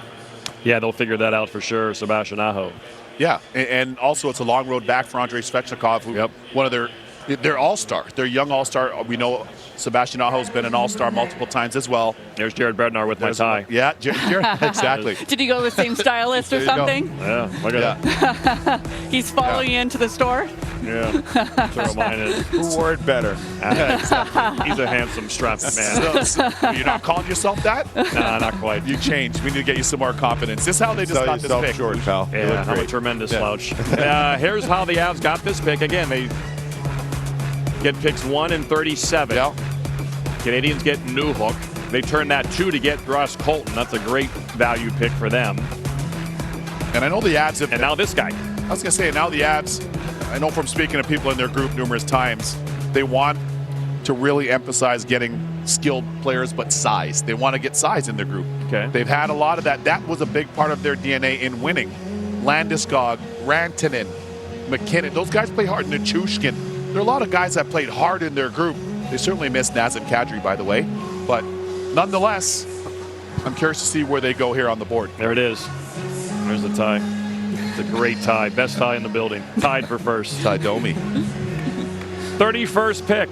Second to last pick of the first round will be made by the Avalanche.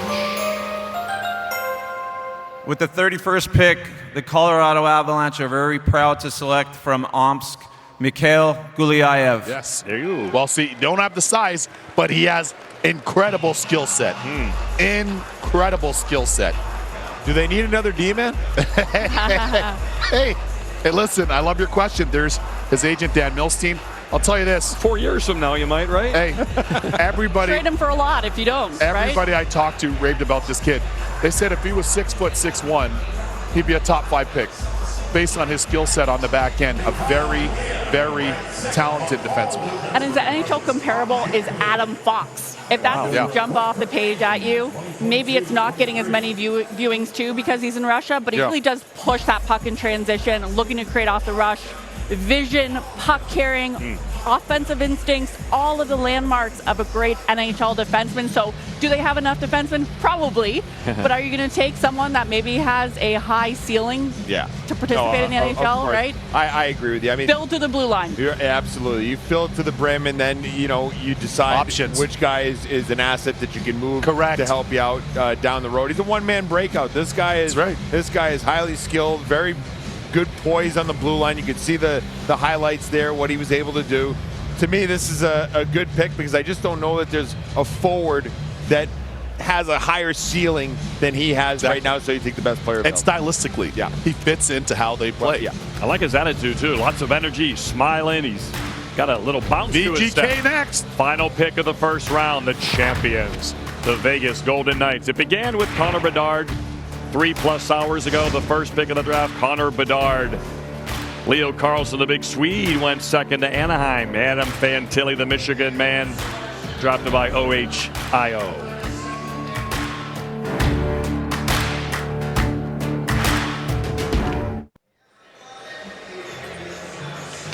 Welcome back. The final pick of the 2023 NHL Draft is in.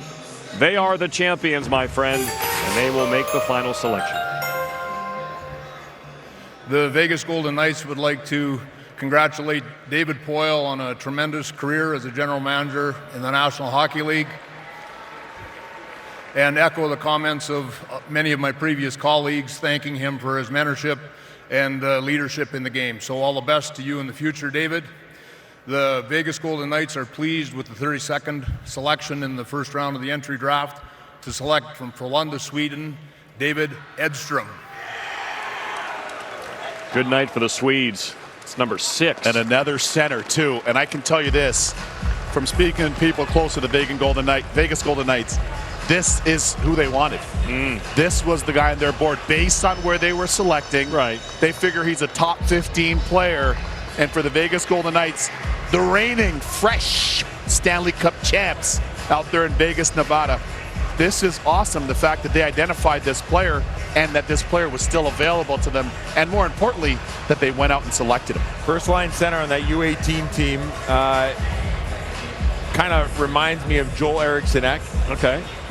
Well-rounded, consistent, not flashy, but wins battles, competes hard. That seems to fit right into the mold of the way Vegas wants to play. Exactly. And he gets to the front of the net, like you're saying. High percentage of his shot attempts come from the slot, and that's scoring ability. So he's not only getting the shots in front of the net, he's converting. Yeah. And you like to see that in a player. You know, when you're looking at Eriksson-Ek was actually the data comparable as well, so you nailed that one. But his poise and patience with the puck on his stick, too. So that maturity to hold onto the puck and wants to make that play. An aggressive style, engaged physically, and wins puck battles. We had high puck battle wins on our data sheet, so a pretty good tick for a centerman. You like to see them get in there, get the puck, and dish it to someone else. This late, too. Yeah, This exactly. is all And value. you can take time to develop them. You don't have to rush them out of Sweden Correct. either. This is all. Look at the size. Exactly. He's long. He's rangy. This is a really good value pick for the Vegas Golden Knights. And I might dare I say, in breaking this today, that they moved Riley Smith, right? That they traded Riley Smith today for that third-round pick. The Vegas Golden Knights, you know they have to make some decisions. They re-signed Barbashev, and you also re-signed Aiden Hill. They're cooking in Vegas, boys. First round is over. Gary Bettman will put a bow on this evening. 2023 NHL Draft. The draft will resume tomorrow with the second round at 10 a.m. Central Local Time, 11 a.m. Eastern Time, and you'll be able to watch it on the NHL Network, ESPN+, Rogers Sportsnet, or TVA. Thank you, have a good night, and travel safely. So you can watch the second round streaming on ESPN+ tomorrow. Still lots of good players on the board. All right, final thoughts time with the panel. Brian Boucher, why don't you lead things off? What's the headline? Well, for me, the U.S. national program, again, produces high-end players. 4 guys from the U.S. national program in the first round. Quentin Mussey, another American, goes. So good stuff. Megan? Big year for the WHL. We also saw 2 from the London Knights. And I'm actually surprised to see Andrew Christel still on the board. Too. I would say Sweden had a huge year as well in this draft. A lot of Swedish-born players that were selected here once again. Huge year for Sweden in this draft. And for Chicago Blackhawk fans, man, to get a couple of really good high-end young guys, Oliver Moore and, of course, Connor Bedard. The future is bright in Chicago. A night where dreams came true once again here in Nashville. The round, the draft continues tomorrow. For our entire ESPN crew, we love this game like you do. Honored to be here. Great to be in the city of Nashville. Scotty. Stick tap all around to the crew. Great scene in Nashville tonight. First round of the NHL Draft. We welcome you to SportsCenter live from the nation's capital.